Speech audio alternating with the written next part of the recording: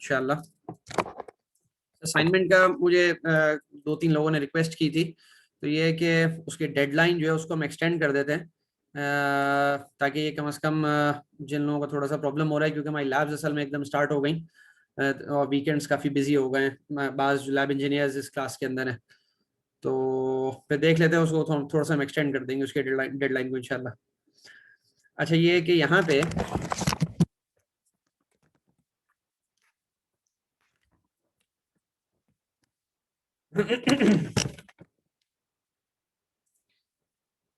हम पिछली बार जो डिस्कस कर रहे थे, मैं इसको पूरा पूरा रिव्यू कर देता हूँ एक दफा, ताकि ये कि कॉन्सेप्ट आपको क्लियर हो जाए बिल्कुल। Let me review hair.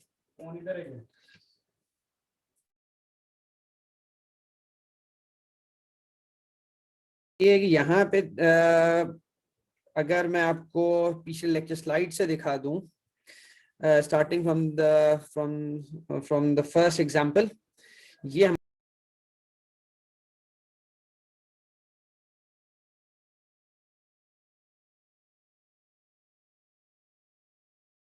I think there was some problem with the net, और ये कि ये जो है ना डिस्कनेक्ट हो गया। Let me start again. हम लोग जो चीज देख रहे थे, एक minute, resume recording, that's fine, that's all done. यहाँ पे हमारे पास जो बिल्कुल बेसिक पहली एग्जांपल थी जो लीनियर सिस्टम की,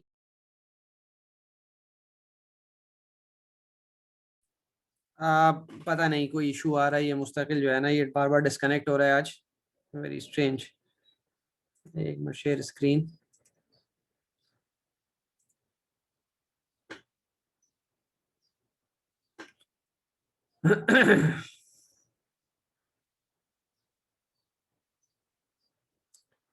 late me show you from there participants window. ठीक है, हम इस चैप्टर को, चैप्टर 12 को, मैं अपनी लेक्चर स्लाइड्स को भी छोड़ देता हूँ, मैं डायरेक्टली यहाँ से बुक से आप लोगों को दिखा देता हूँ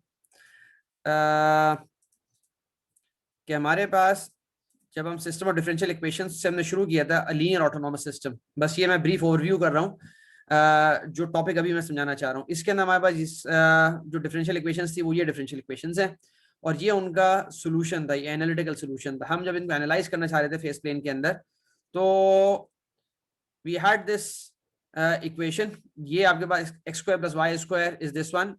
ये जो हमारे पास फेस पोर्ट्रेट जो हमारे पास बन रहा था, फेस पोर्ट्रेट्स, तो हमारे पास वो इस इक्वेशन को फॉलो कर रहे थे, इसको ओबे कर रहे थे, क्योंकि हमारे पास जो एनालिटिकल सॉल्यूशंस होते हैं वो इस इक्वेशन को सेटिस्फाई करते हैं। इस वजह से ये कॉन्सेप्ट मैंने समझा दिया था।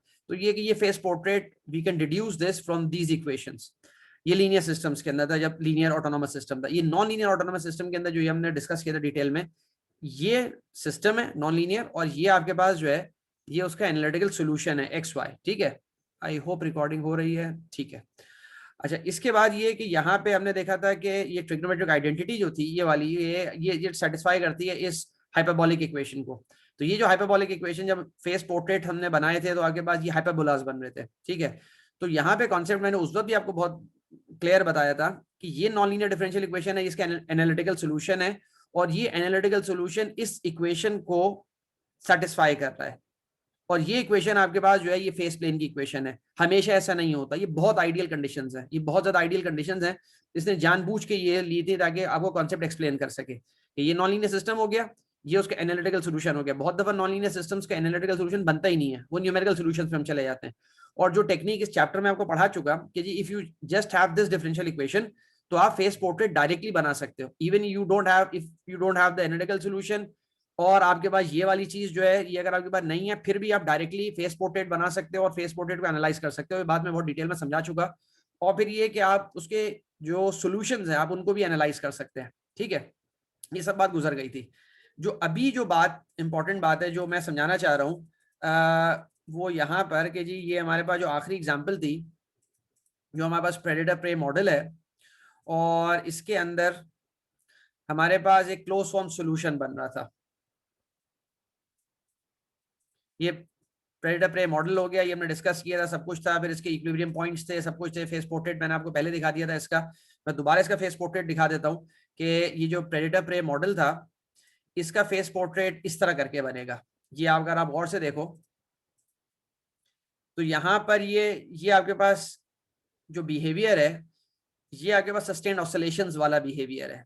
ये आपके पास सस्टेन्ड ऑसिलेशंस की ये एक लिमिट साइकिल के अंदर ये चला जाता है, ठीक है। ये अगर हम कुछ ना करें, डायरेक्टली हम इक्वेशंस लें, कौन सी इक्वेशंस जो हमारे पास प्रेडेटर प्रे मॉडल की हैं, और उसके अंदर हम कोई वैल्यूज, जैसे यहाँ पर ये आपके पास हो गई, आपके पास ए बी एम और एन की वैल्यूज मैंने 1 अज्यूम की और प्रेडेटर प्रे मॉडल के अंदर, और ये मेरे पास dx बाई dt और dy बाई dt है। इसका फेस पोर्ट्रेट अगर मैं बनाता हूँ without doing any analysis, I get this answer. तो ये मुझे बहुत क्लियरली ये बता रहा है कि जी अगर मेरे पास दो यहाँ पे इक्विलिब्रियम पॉइंट्स है, एक मेरे पास 1 1 है जो ये रेड लाइंस का पॉइंट ऑफ इंटरसेक्शन है, और दूसरा मेरे पास जो है ना वो ये इक्विलिब्रियम पॉइंट है जो 0 0 मेरे पास है। तो अगर मैं 1 1 को गौर से देखूं तो मेरे पास यहाँ एक स्पाइरल, ये नॉट द स्पाइरल बिहेवियर, ये आपके पास एक लिमिट साइकिल का बिहेवियर है। ये लिमिट साइकिल का बिहेवियर ये डायरेक्टली फेस पोर्ट्रेट से मैं निकाल सकता हूँ। जो ये बुक वाला बता रहा है, बुक वाला असल में ये समझा रहा है कि a different method of analysis. वो डिफरेंट मेथड ऑफ एनालिसिस क्या है, जो इसने पहली एग्जांपल के अंदर इसने एक स्पाइरल बनाया था, x square plus y square is equal to a dying circle, मतलब पहली वाली एग्जांपल लीनियर सिस्टम्स के अंदर, और दूसरे में नॉन लीनियर के अंदर हाइपरबोला बनाया था। तो यहाँ पर ये उसी मतलब पाथ, मतलब जो रीजनिंग है ये उसी पाथ को फॉलो कर रहा है।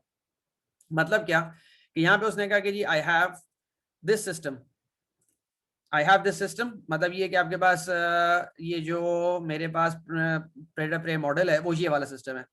वो कहता है जी मैं अटेम्प्ट करता हूँ एनालिटिकल सोल्यूशन बनाने का, और फिर मैं उस एनालिटिकल सोल्यूशन को किसी तरह जो है ना मैं समझने की कोशिश करता हूँ, एनालाइज करता हूँ without first drawing the face portrait. वो यहाँ पर ये कॉन्सेप्ट है, ठीक है। तो ये सब ब्रीफ इंट्रोडक्शन हो गया जो हम पिछली दफा बात कर रहे थे।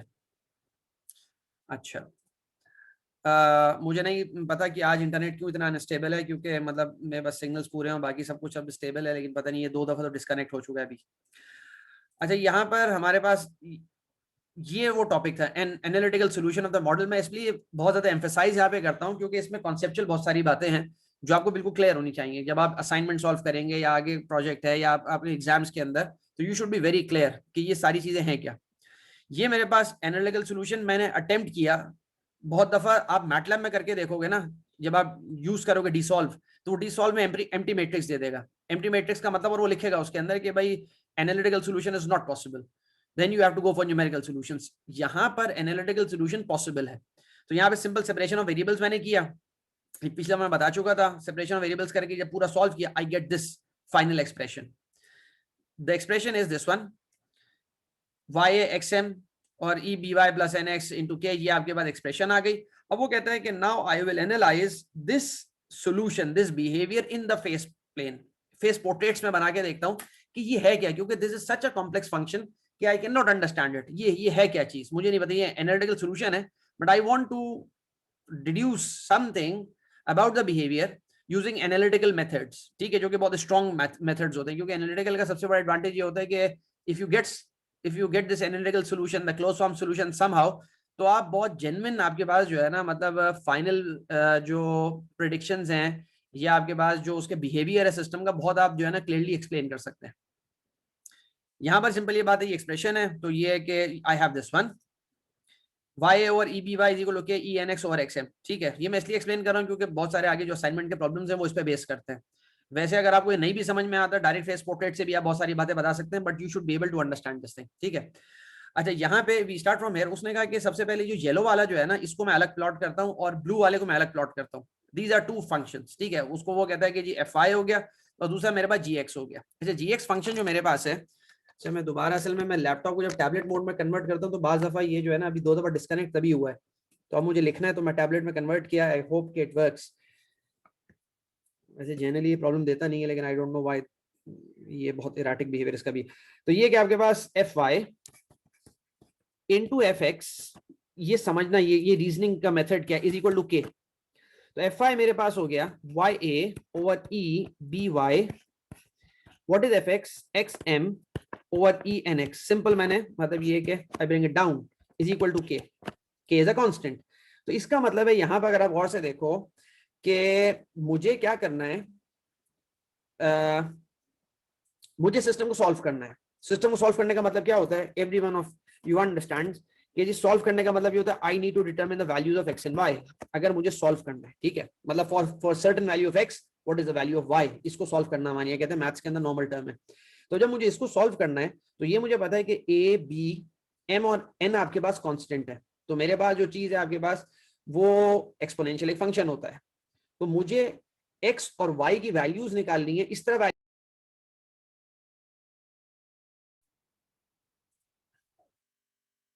सर आपकी स्क्रीन नहीं शो हो रही। हाँ नहीं, आज ये कंटिन्यूस प्रॉब्लम है, मुझे आज बिल्कुल समझ में नहीं आ रहा है, क्योंकि कोई चीज जो है ना, मैंने ना मेरी जगह चेंज है जहाँ मैं बैठ के पढ़ाता हूँ, नेट के सिग्नल पूरे हैं, एवरीथिंग इज वर्किंग फाइन, ये बार बार डिस्कनेक्ट हो रहा है। वो मुझे भी यहाँ पे एकदम क्लियर हो जाता है, क्योंकि वो दोबारा जूम को कनेक्शन पे चला जाता है। बहरहाल ये कि मेरे पास मुझे एक्स और वाई की वैल्यूज निकालनी है, मेरे पास दो फंक्शंस हैं, और मेरे पास जो दो फंक्शंस हैं वो मेरे पास हो गए एफ वाई जो ऊपर मैंने लिख दिया, और एफ एक्स, ठीक है। और ये जहन में रखना कि मुझे एक्स और वाई की वैल्यूज निकालनी है कि वो जब ये दोनों आपस में मल्टीप्लाई होंगे they should be equal to k, ये कॉन्सेप्ट है और कुछ नहीं, ठीक है। अच्छा, अब वो कहता है कि I plot f y and then I plot f x. तो आपके पास, अच्छा पिछली दफा इस साल का मैंने किया हुआ था, मैं इसको थोड़ा सा मिटा देता हूँ इसको मैं, और मैं इसको जैसे ही, अगर आप मेरी आवाज आप लोगों को नहीं आ रही हो ना, आप एक काम करेगा, मुझे व्हाट्सएप पे लिख देगा, ताकि मैं, मुझे व्हाट्सएप पे कम से कम अंदाजा हो जाए, मैं अपना मतलब ये कि फोन सामने रख लेता हूँ। वैसे यहाँ पे भी ये जूम डिस्कनेक्ट हो जाता है तो अंदाजा हो जाता है, ठीक है सही। अच्छा, तो मेरे पास यहाँ पर ये कि दिस इज एफ आई सामने आपके बना हुआ है, और यहाँ पर ये चीज है this is f y, and the second one is g x. तो जी एक्स को आप गौर से देखें, x m into e minus x है, तो this is x m e minus n x, ठीक है। तो ये आपके पास हो गया। अच्छा, फिर क्या कहता है कि सिमिलर आर्ग्यूमेंट, अच्छा और यहाँ पे वो क्या कहता है कि जी ये मैंने बना लिए फंक्शंस, ठीक है, you can draw this for example using MATLAB, आपने इसको ड्रॉ कर दिया। वो कहता है कि इस फंक्शन का जो, इन दोनों फंक्शन का जो मैक्सिमा है वो कहाँ पर है। इनका मैक्सिमा जो है ना, ये आपके पास जो एफ वाई है उसका मैक्सिमा आपके पास आता है ए बाई बी पर, ये इसका मैक्सिमम वैल्यू है, और उस मैक्सिमम वैल्यू को वो कहते हैं एम वाई। अच्छा, दूसरा जो फंक्शन जी एक्स है उसका मैक्सिमम आपके पास जो आता है that comes at m by n, ठीक है, और आपके पास उसको वो एम एक्स कहता है। अच्छा, यहाँ पे जो इंपॉर्टेंट बात है वो क्या कहता है कि जब ये दोनों फंक्शंस हैं, जब ये दोनों फंक्शंस मल्टीप्लाई होंगे, तो आपके पास, अगर आप गौर से इस बात को समझें कि if you multiply f x and if you multiply g, I am wrong, wait a minute, if I multiply f y and if I multiply with g x which is k, तो ये maximum के की क्या value हो सकती है। तो मुझे पता है कि जी एफ वाई का जो मैक्सिमम वैल्यू है वो एम वाई हो सकती है, जी एक्स की मैक्सिमम वैल्यू एम एक्स हो सकती है, और आपके पास के की maximum value m y into m x हो सकती है, इसके अलावा नहीं हो सकती, ठीक है। और जब ये इनकी मैक्सिमम वैल्यू होगी, जब इनकी मैक्सिमम वैल्यू होगी, तो ये मुझे पता है कि जी वाई आपके पास जो होगा, y y will be a by b. दो अलग बातें हैं, what is the value of the function, what is the value of the function. The value of the function when you compute the function is my, और किस point पे maximum होगी वो आपके पास y है। फंक्शंस के अंदर एक स्पेसिफिक नाम होता है, आप लोग मतलब काफी अच्छे लोग हैं यहाँ पे, क्योंकि मुझे आप लोगों से इंटरेक्शन तो इतना नहीं हुआ, लेकिन बाज लोग जो जवाब देते हैं उससे मुझे अंदाजा होता है कि आप लोग की मैथ्स की नॉलेज बहुत अच्छी है बाजों की। हम इसको फंक्शन में खास नाम कहते हैं, क्या कहते हैं, ये जो मैंने बातें की हैं कि जी ये मैक्सिमम एम वाई है, ठीक है, और आपके पास y equal to a by b है, तो what is y and what is my? Critical point, critical point भी है, वंडरफुल। दूसरी चीज ये है कि आपके पास, मेरे पास डोमेन एंड रेंज, ठीक है, शायद मैं इतनी अच्छी तरह इसको पूछ नहीं सका सवाल को। डोमेन में आपके पास जो है ना y equal to a by b है, तो रेंज में आपके पास यू गेट एम वाई। इसका मतलब है कि अगर डोमेन के अंदर मेरे पास ए बाई बी से मैं नीचे हो जाऊंगा तो एम वाई से मेरी छोटी वैल्यू आएगी। मतलब क्या कि अगर मैं कहीं यहां पर लाई करता हूं, अगर मैं कहीं यहां पर आ जाऊंगा, ये ध्यान में रखना, ये एम वाई से छोटी वैल्यू है, ये एम वाई से छोटी वैल्यू है, एम वाई से छोटी वैल्यू है, तो मैं ए बाई बी से कहीं और आ जाऊंगा, और मेरे पास ये जो एम वाई से छोटी वैल्यू, लेट सपोज मैं इसको कहता हूं एम वाई टिल्डा, इसने बुक ने ये नहीं यूज किया, ये आगे कॉन्सेप्ट यूज करेगा, मैं सिर्फ एक बात समझाने के लिए आपको कह रहा हूं। M y tilde which is a smaller value than m y, ये आपके पास मैप होती है दो अलग वैल्यूज पे। एक वैल्यू आपके पास लेट सपोज ए बी से, ए बाई बी से लेस है, और एक वैल्यू आपकी ए बाई बी से ज्यादा है। मैं इसको कहता हूं फॉर एग्जाम्पल वाई मिन, या छोड़ो y one and y two, ये सब मैंने अपनी तरफ से इसके नोटेशन यूज कर रहा हूं एक बेसिक कॉन्सेप्ट बताने के लिए। तो मेरे पास y1 एक वैल्यू है, एक y2 वैल्यू है, और y is equal to a by b map होती है इस पर, y1 इस पर मैप होती है और y2 इस पर मैप होती है। ठीक है, तो फंक्शंस के अंदर अगर मेनी टू वन मैपिंग हो सकती है, ये डोमेन रेंज हो गया। तो ये सब बेसिक बातें हो गई।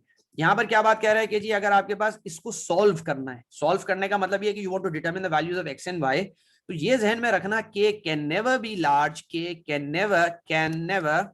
मैं असल में लैपटॉप को टैबलेट मोड में नहीं कर रहा हूँ, जब भी मेरी राइटिंग बहुत और खराब हो जाएगी। वैसे ही कोई अच्छी राइटिंग नहीं है, लेकिन अगर मैं टैबलेट में कन्वर्ट करता हूँ तो सब नेट बंद हो जा रहा है, पता नहीं आज क्या मसला हो रहा है। k can never be larger than my into mx। आपको ये बात क्लियर है? अगर इसमें कोई कंफ्यूजन है तो आप पूछ लो, क्योंकि fy की मैक्सिमम वैल्यू my है, gx की मैक्सिमम वैल्यू mx है, इन दोनों को मल्टीप्लाई किया मेरे पास k आ गया। तो इसका मतलब ये है कि भाई जब मैं सॉल्व करने लगूंगा ना, तो k की वैल्यू my mx से कभी बड़ी नहीं हो सकती है, छोटी हो सकती है, बड़ी नहीं हो सकती है। और जब ये वैल्यू होगी, जब ये वैल्यू होगी, k की वैल्यू my mx होगी, तो y a by b होगा और मेरे पास x जो होगा वो m by n होगा। ये सॉल्यूशन है, दिस इज द सॉल्यूशन। ये डोमेन की वैल्यूज होंगी। ठीक है, आई होप, मैं मेरी पूरी कोशिश है कि असर से पहले मैं इसको टॉपिक को खत्म कर दूं, कि असर के बाद मैं लेक्चर अपना जो है ना मतलब चैप्टर 3 शुरू करूं, विच इज मच सिंपलर, जो आज का टॉपिक है as compare to this one. मैं काम करता हूं, ये सब मैं मिटा देता हूं और मैं पूरा ही दोबारा एक्सप्लेन कर देता हूं सारी रीजनिंग ये क्या चीज है। Let me erase everything from the last time.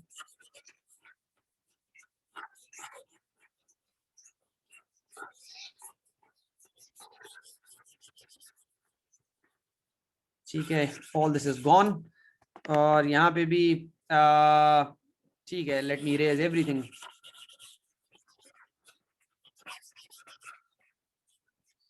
ठीक है, तो वी स्टार्ट।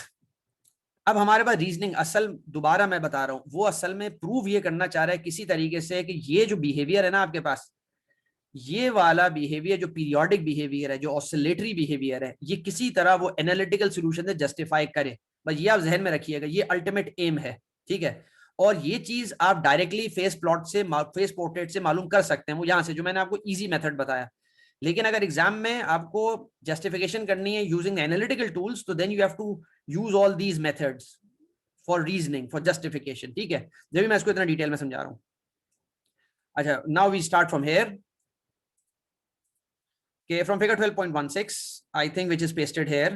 ठीक है, for 12.16, the largest value for this one is, अच्छा ये क्या चीज है, ये अभी मैंने बात पूरी आपको एक्सप्लेन कर दी है।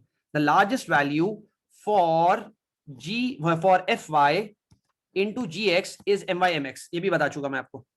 That is equation 12.14 has no solution if the value of k is greater than m by mx। अभी बताया मैंने आपको, अगर k की वैल्यू से बड़ी हो जाएगी कोई सोल्यूशन नहीं होगा। And exactly one solution, x is equal to m by n and y is equal to a by b when k is equal to this, ये पूरी बात मैं आपको बता चुका अभी। ठीक है, let's consider what happens when k is less than m by mx। अब वो कहता है देखो, k से बड़ा होगा तो सोल्यूशन हो ही नहीं सकता, x और y की कोई वैल्यूज एग्जिस्ट ही नहीं करती हैं। लेकिन अगर k की वैल्यू आपके पास m by mx हो गई, m by mx हो गई, तो आपके पास एक सोल्यूशन आएगा। मैं इसको समझाता हूं डायरेक्टली वहां से इस पे। अगर आपके पास k की वैल्यू आपके पास m y mx हो गई, तो आपके पास वो कहता है x is equal to m by n and y is equal to a by b। What do you think? What is this point? Equilibrium. Equilibrium point. Wonderful।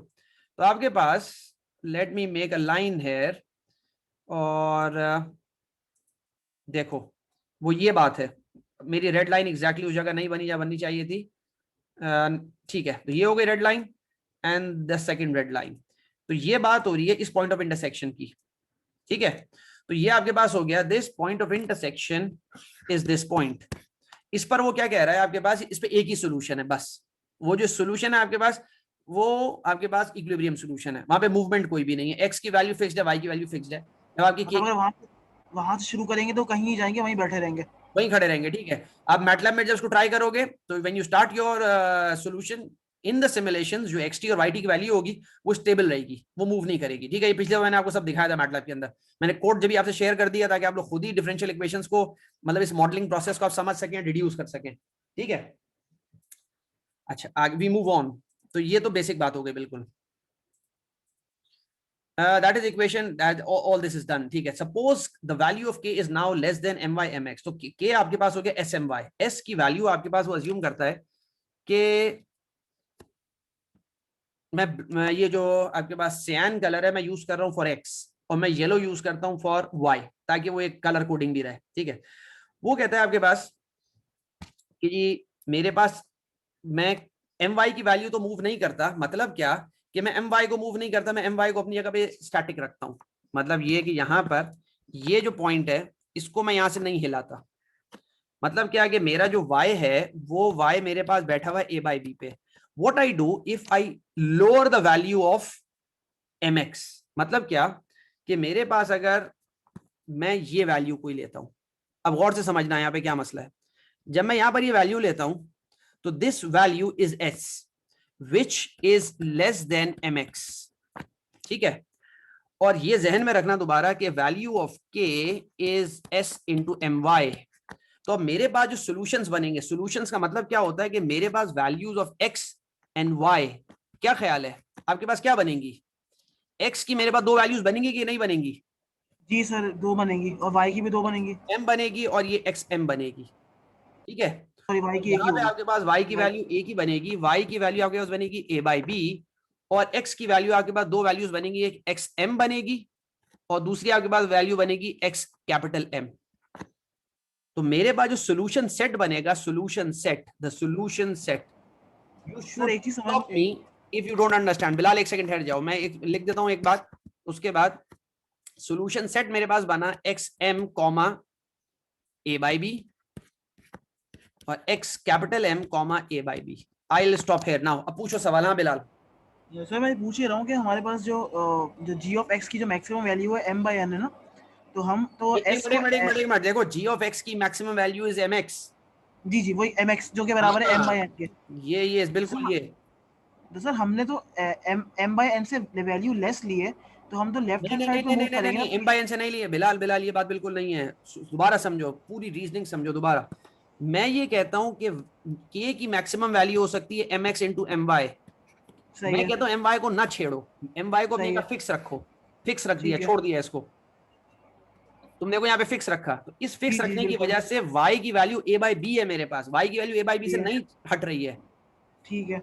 mx जो आपके पास है, मैं कहता हूं mx को थोड़ा सा कम कर दो, mx को रिड्यूस कर जी दो। mx को जी रिड्यूस करके मैं कहता हूं my new value is s which is less then mx। तो जो s आपके पास है वो ग्राफिकली क्या बनेगा, वो यहां पे बनेगा which is less then mx। जी। अच्छा अच्छा, सही है ये सही है मतलब है सही यहाँ पे इसका, है, समझ गया समझ गया। ठीक, ओके ओके। ठीक है। मैं आई समझ गया होप सर, मैं क्लास में बिलाल के अलावा भी लोग बैठे हुए हैं, मेरे हिसाब से 21 पार्टिसिपेंट्स हैं।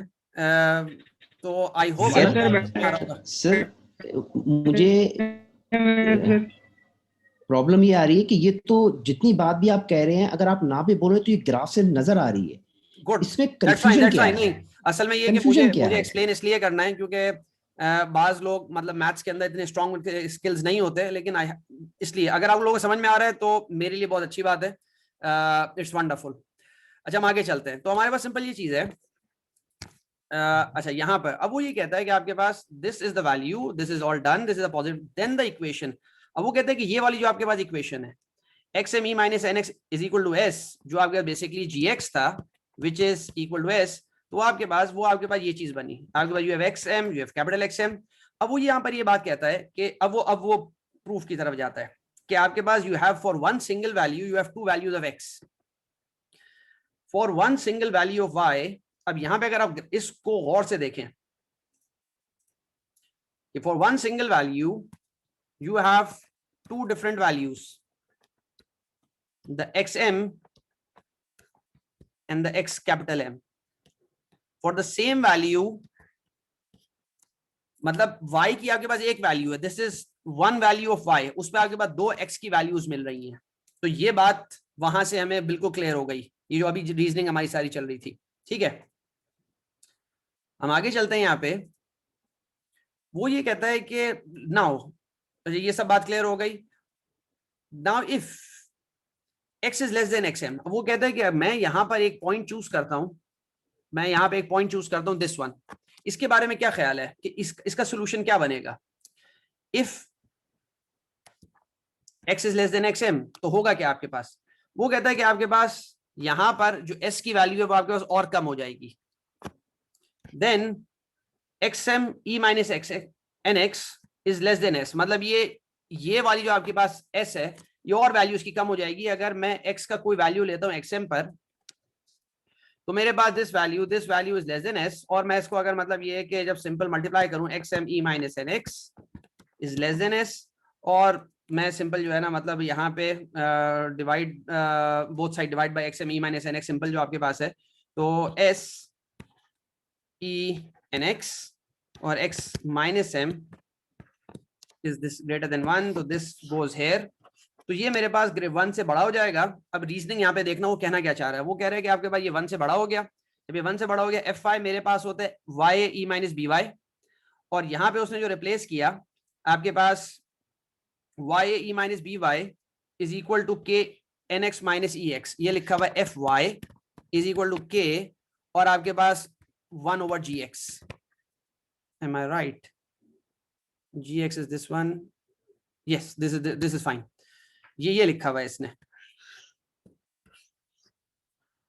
तो f5 मेरे पास हो गया y a e minus by is equal to k e nx x minus m, और फिर वो रिप्लेस करता है कि मुझे ये पता है कि वैल्यू ऑफ k जो मेरे पास है, value of k is smy, value of k, and you have e nx x minus m। अब वो ये कहता है यहाँ पे कि यहाँ पे अगर आप गौर से देखें कि दिस होल वैल्यू क्योंकि my मल्टीप्लाई हो रहा है s into e n x x minus m से, और ये वाली वैल्यू आपके पास ग्रेटर देन 1 है, तो my multiplied by some value, let's suppose greater than 1, 1.05 और व्हाटएवर वैल्यू, तो this value is greater than my, तो fy की जो आपके पास वैल्यू आ रही है fy is greater than my, और ये पहले मैं रीजन दे चुका हूं कि अगर fi की वैल्यू my से बड़ी होगी तो कोई सोल्यूशन नहीं हो सकता।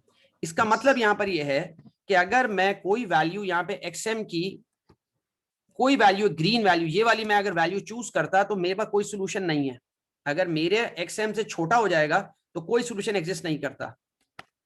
यहां पर ये चीज मैं कैसे इसको जस्टिफाई कर सकता हूं ऑन दिस वन,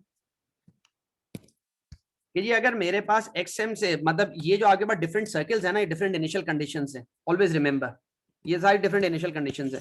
तो अगर मेरी इनिशियल कंडीशन आपके पास कोई ऐसी है, लेट्स सपोज वो ये वाली है कि ये उसके अंदर xm की वैल्यू है, तो यहां पर ये मैंने प्रूव किया कि आपके पास you can never achieve this value, ये वाली वैल्यू आप कभी भी अचीव नहीं कर सकते। अगर आपकी ये मिनिमल वैल्यू थी और ये मैक्सिमम वैल्यू थी तो आप कभी भी यहां नहीं आ सकते, कोई सोल्यूशन एग्जिस्ट ही नहीं करेगा। तो ये बात, this is the second reason, ठीक है। तो यहां पर ये सब बातें हो गई। नाउ द थर्ड रीजन, कि हमारे पास असल में जो ऑसिलेटरी बिहेवियर वो प्रूव करना चाह रहा है ना, वो इस तरह करना चाह रहा है कि जब भी आप नीचे आएंगे ना, यहाँ पर ये वैल्यू कुछ लेंगे, जब ये वैल्यू पर्पल आप लेंगे तो आपके पास दो वैल्यूज आएंगी y की और आपके पास for one single value of x।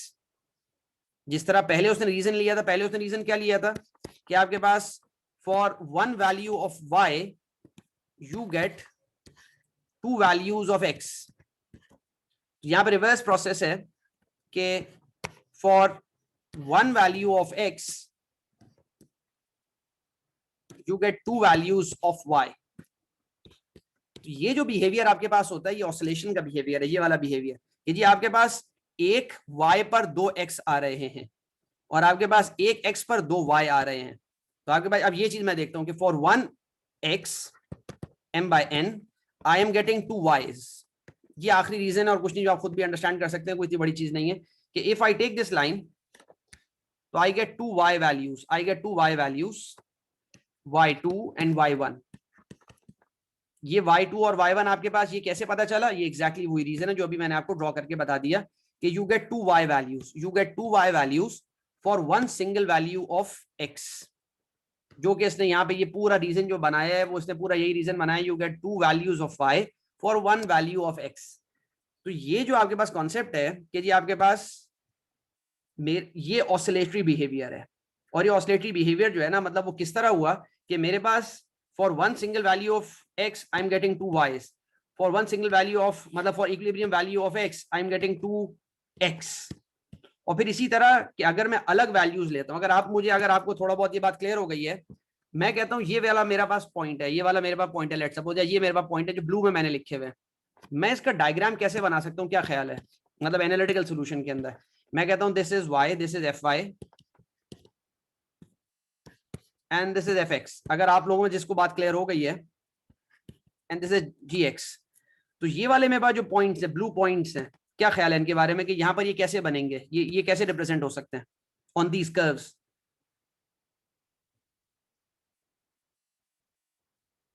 Less than maxima है ना, तो ये हमारे पास इस पे रिप्रेजेंट करेंगे हम मतलब अभी जैसा आप कर रहे थे प्रीवियसली। यहाँ पर वैसे ये चीज असाइनमेंट में आएगी और कुछ नहीं है, दिस वन, कि मेरे पास एक सर्टेन वैल्यू ऑफ एक्स आ रही है which is less than x maximum, मैं इसकी अगर बात करता हूं, और मेरे पास एक y की वैल्यू आ रही है which is also less than y minimum for this one, for this specific point. और ये जो मेरे पास स्पेसिफिक पॉइंट मेरे पास बना, इसकी जो आपके पास वैल्यू होगी वो मैं कैसे शो कर सकता हूं यहाँ पे, ये मेरे पास y मैक्सिमम है, ये मेरे पास y मिनिमम। मैं इसको बहुत ज्यादा एक्सप्लेन इसलिए नहीं करता क्योंकि ये आगे फिर प्रॉब्लम्स के अंदर चीज आएगी, मतलब असाइनमेंट्स के अंदर ये बात आएगी, लेकिन यू शुड मतलब ये बात इस सवाल के अंदर से कहीं भी एक्सप्लेन नहीं की थी, ये मैं अपनी तरफ से आप लोगों से बता रहा हूँ, कुछ नहीं, ताकि you should be able to think कि जी आपके पास ये जो पॉइंट है ये आपके पास वाई एम से जो है ना वो आपके पास छोटा है, ठीक है, ये वाई एम है, और इसी तरह आपके पास ये वाई, ये एक्स मैक्स है, तो ये आपके पास ये एक्स मैक्स है,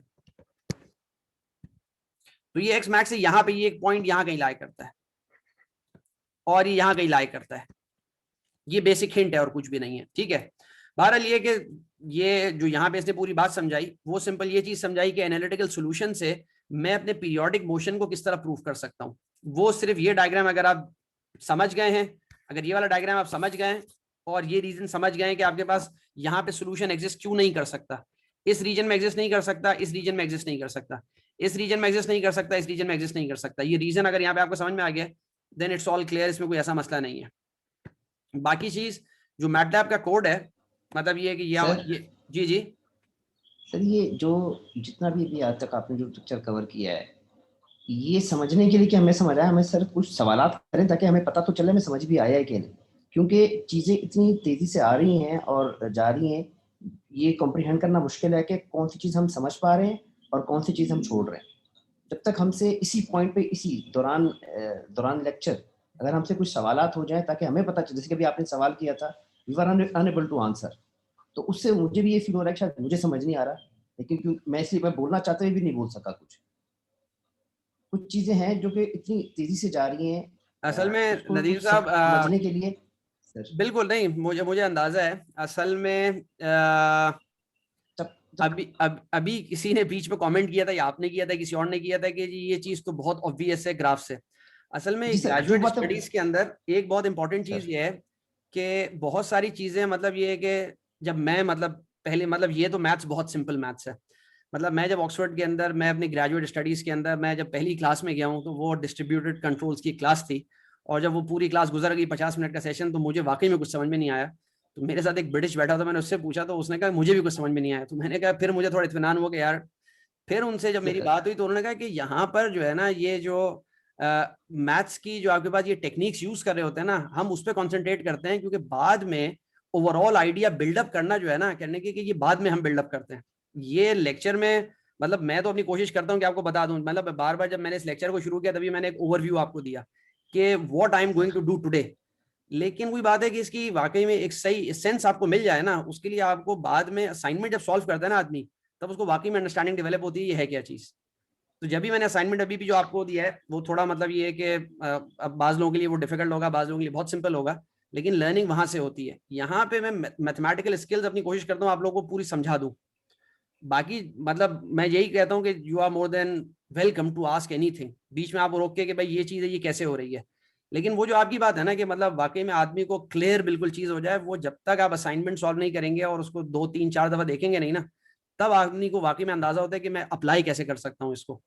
मैं तो आपको गारंटी कर सकता हूँ कि क्लास के अंदर ये अगर आप डेवलप कर लें तो ये बहुत बड़ी बात है, मोस्ट मैं कभी नहीं कर सका, ये बाद में ही होती है चीजें डेवलप। कम से कम ग्रेजुएट स्टडीज के अंदर, मेरा जाती एक्सपीरियंस ये है। Right sir. तो अभी मतलब ये है कि बहरहाल आप देखें इसको असाइनमेंट्स, और ये है कि अल्टीमेटली मतलब जब भी मैंने जो मैटलैब के कोड है जब भी मैं आप लोगों को देता हूँ, अब देखें जैसे मैं आज का सवाल अभी जो है ना, मैं अभी ठीक है, अभी मेरे पास टाइम है, अभी मगरिब असर में तकरीबन अभी तो 25 मिनट है, मैं यहीं पे फोकस करता हूँ और यही बातें यहीं से आपको समझाता हूँ दोबारा। लेट मी ओपन मैटलैब और फिर मैं ये सारी बातें जो है ना मैटलैब से और जो उन प्लॉट से जो है ना आपको ये समझाता हूँ, ये बातें इसने क्या लिखी हुई थी। असाइनमेंट का आप लोग मुझे बता दें आप लोग को कितना और टाइम चाहिए, क्योंकि आप लोग भी अंडर ग्रेड के बच्चे नहीं है कि मैं उनके साथ फिर नहीं 2 दिन नहीं 3 दिन नहीं 4 दिन नहीं, आप लोग सारे सीनियर लोग हैं, आप लोग जो समझते हैं मुनासिब जिसके अंदर आपको सही टाइम मिल जाए आप मुझे बता दें। मतलब मेरा तो प्लान ये था मिड टर्म से पहले एक असाइनमेंट ये हो जाए, फिर मिड टर्म के बाद प्रोबेबली मैं एक असाइनमेंट दूंगा और एक प्रोजेक्ट जो थोड़ा सा इस लेवल का होगा कि कुछ पेपर की जानिब आप लोग चले जाएं, मतलब थोड़ा सा रिसर्च बेस्ड कुछ हो जाए ना, मेरा अपना प्लान ये, बाकी अल्लाह जानता है। तो आप लोग देख लें जब आप लोग असाइनमेंट सबमिट कराना चाहें, मतलब मेरी वैसे डेडलाइन फर्स्ट थी, तो अगर आप लोग एक हफ्ता और ले लें तो मेरे हिसाब से मोर देन इनफ होगा, अगर आप 8th को सबमिट करा दें before the mid term. 8 sir सही है, 8 तक सही ठीक है सर, सही है सर। मतलब 8 8th मींस एक मतलब ये कि 7th जो है ना 7th को रात 12 बजे तक, तो मतलब जी ये है सर, कि वो संडे की रात संडे 12 की रात तक जो है ना वो आप जमा करा देना, बस मैं उस पर डेट चेंज कर सही दूंगा एलएमएस पे इंशाल्लाह। ठीक है sir, thank you. Thank you sir. ठीक है, right sir, thank you sir. Okay thank you. अच्छा ये है कि यहाँ पे अब मैं जो अभी सारी बातें समझाई ना, let me explain you with the MATLAB file, और आई थिंक ये वाली फाइल है, एम आई राइट? ये ऑसिलेटरी बिहेवियर तो है, बिल्कुल है, ठीक है। मैं इसको थोड़ा सा जो है ना यहाँ पे let me convert my laptop, इसको मैं उससे, और मैं अभी जो सारी बातें थी ना, मतलब वो जो सारी एनालिटिकल बातें चल रही थी वो मैं यहाँ से आपको दिखा देता हूँ। शायद बाज लोगों के लिए ये बहुत ही बचकाना बातें हों, मतलब ये बहुत बेसिक है, लेकिन बाज लोग के लिए मैं थोड़ा सा एक्सप्लेन इसको और कर देता हूँ। Let me start from here. मतलब पहली दोबारा बात मैं कहता हूँ कि अगर आपको कुछ भी क्लियर नहीं हो रहा ना, आप सिंपल डिफरेंशियल इक्वेशन को लें, ये डिफरेंशियल इक्वेशन को लिया, यू डोंट अंडरस्टैंड एनीथिंग कि भाई हो क्या रहा है, मसला क्या है, आप बेसिक उसके इक्विलिब्रियम पॉइंट्स निकालें, वो बहुत बच्चों वाली बात है, वो आप निकाल लेंगे। 2 इक्विलिब्रियम पॉइंट से एक ये वाला निकला और एक ये वाला निकला, मतलब a/b, m/n और दूसरा 0,0, सिंपल बात है, तो बिल्कुल सिंपल बेसिक अलजेब्रा है। इसके बाद अगर आपको समझना है ना, आपको कोई चीज समझ में नहीं आ रही, आप डायरेक्टली फेस पोर्ट्रेट बना लें, जो आपको सीधी बात है एग्जाम में भी अलाउड होगा, सब में अलाउड होता है। फेस पोर्ट्रेट आपने बना लिया, यहाँ पे अगर आप थोड़ा सा गौर से देखें तो ये आपको क्लियर नजर आ रही है बात कि भाई यहाँ पे जो है ना मेरे पास ये कोई ऐसा सोल्यूशन नहीं है कि ये स्पाइरल इन करके जो है ना डाई कर रहा है इक्विलिब्रियम पे, ऐसा नहीं है। ये चाहे जितना बड़ा सर्किल है चाहे जितना छोटा सर्किल है, ये सारा का सारा ये ऑसिलेट कर रहा है। ऑसिलेट करने का मतलब है कि भाई कभी एक्स की वैल्यू कम होती चली जाएगी, फिर वाई बढ़ता चला जाएगा, फिर वाई कम होता चला जाएगा, एक्स बढ़ता, मतलब इस तरह का बिहेवियर यहाँ पर है। ये बिहेवियर मैं कहता हूँ कि जी मैं एनालिटिकल सोल्यूशन पे जाता ही नहीं हूँ, आई डोंट अंडरस्टैंड दैट। मैं वैसे ही इसको मैटलैब में प्लॉट करके समझना चाहता हूँ और ये बिहेवियर मैं समझना चाहता हूँ। तो मैं कहता हूँ कि जी अगर let suppose if I start at 1,1, अगर मैं 1,1 पे शुरू करता हूँ, जो रेड लाइंस का इंटरसेक्शन मुझे बताता है, ये रेड लाइन का इंटरसेक्शन जो है ना बेसिकली ये m/n a/b है, बेसिकली दैट इज 1,1, m और n भी 1 है और a और b सब 1 है। तो ये 1,1 आपके पास जो है ना ये आपके पास रेस्ट पॉइंट है। तो अगर मैं यहाँ पे इसको इनिशियलाइज कर दूं 1,1 से, आई होप कि जो मेरे सारी नॉलेज है फेस पोर्ट्रेट की और सब कुछ है, तो जो मुझे वो बता रहा है एग्जैक्टली मुझे यहाँ पे भी वैसे ही बिहेवियर मिलना चाहिए। ठीक है, let me plot this one. मैंने ऐसे किया, सेव किया, मैंने रन किया। I expect some stable solutions, कोई मूवमेंट नहीं होनी चाहिए, जहां पे मैंने शुरू किया था मैं वहीं रहूंगा, ये मेरी एक्सपेक्टेशन है इससे। And I am doing numerical solution, remember this is not analytical solution.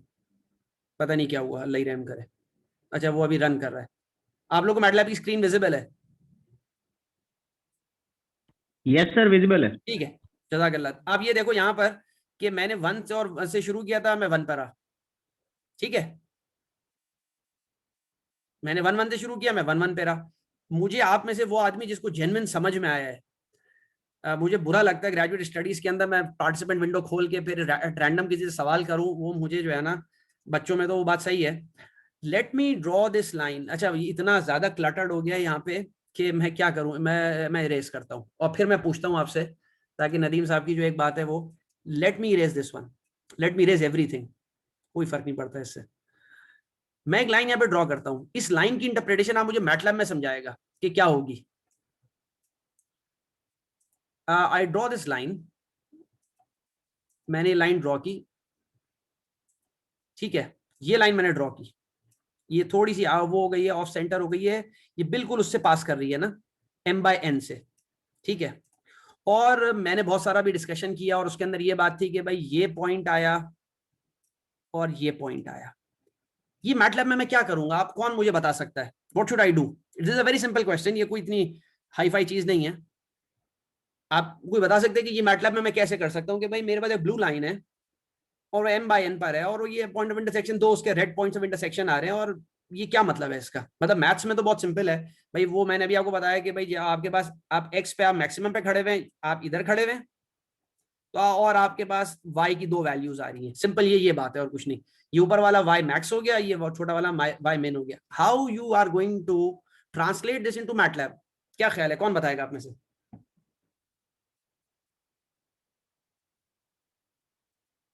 वैसे I expect very quick answers from you people, क्योंकि मुझे बास वाकई में यहाँ पे बहुत जेन्युइन अच्छे लोग हैं जिनको मैंने देखा नहीं है, लेकिन मुझे लगता है उनकी बातों से कि मतलब उनको समझ में आती है। क्रिटिकल पॉइंट से निकालेंगे हम लोग हमारे पॉइंट, ये पॉइंट नहीं मतलब ये जो मैंने ब्लू लाइन बनाई है और ये दो चीजें हैं, इसका क्या बिहेवियर बनेगा? मतलब ये कि आपके पास m/n है और आपके पास वो चीज है। तो देखो मैं एक बात बताता हूँ, इट्स वेरी सिंपल, थोड़ा सा सोचोगे ना, अगर मेरे पास x की वैल्यू m/n है तो m/n का क्या मतलब है, 1 है, क्योंकि m भी 1 है और n भी 1 है, तो मैं वहां पे तो 1 लिख दिया, this is 1.0, this is x, simple. अच्छा y का अगर मेरे पास लेट सपोज मेरे पास जो इनिशियल पॉइंट है that is somewhere here which is much above 1, ठीक है, ये 1 से ऊपर ही है ना, ये बात तो आप एग्री करोगे मुझसे कि नहीं? Yes, sir. ये वाली 1 से बड़ी है क्योंकि a/b इज 1, तो डेफिनेटली ये 1 से बड़ा है। लेट सपोज मैं कहता हूं 1.2, लेट सपोज मैंने वैसे ही इसको कहा ये 1.2 है, तो मैं आपको कुछ भी प्लॉटिंग नहीं कर रहा, मैं पहले बता रहा हूं आपको, मतलब मैं ये चाह रहा था असल में कि ये चीजें आपके अंदर डेवलप हो कि अगर मैं यहां से शुरू करूंगा ना और मेरी ये x की ये वैल्यू है, y की ये वैल्यू है, तो मैं पहले आपको बता दूंगा कि based on my knowledge of the face portrait कि कुछ इस तरह का ये बिहेवियर शुरू हो जाएगा। इस तरह का बिहेवियर का क्या मतलब है कि आपके पास ये ऑसिलेशन में चला जाएगा। कौन ऑसिलेशन में? यहां पे अगर आप गौर से देखो, मैंने ये किया, now I run this thing, तो मेरा ये मतलब ये कि एक्सपेक्टेशन है मेरे सिस्टम से कि भाई जब मैंने x को इक्विलिब्रियम से शुरू किया था और y को मैंने इक्विलिब्रियम से शुरू नहीं किया, तो मेरा जो है ना ये बिहेवियर आया। ये बात को समझ में आई कि x और y दोनों मेरे पास जो है ना ऑसिलेशंस में चले गए। क्यों चले गए? क्योंकि अगर मैं यहां से शुरू कर रहा था, ये मैं शुरू कर रहा था ना यहाँ पे, this is my starting point, मैं लिख नहीं सकता असल में क्योंकि मैंने टैबलेट मोड से इसको कन्वर्ट किया हुआ है लैपटॉप पे, मैं माउस से कर रहा हूँ।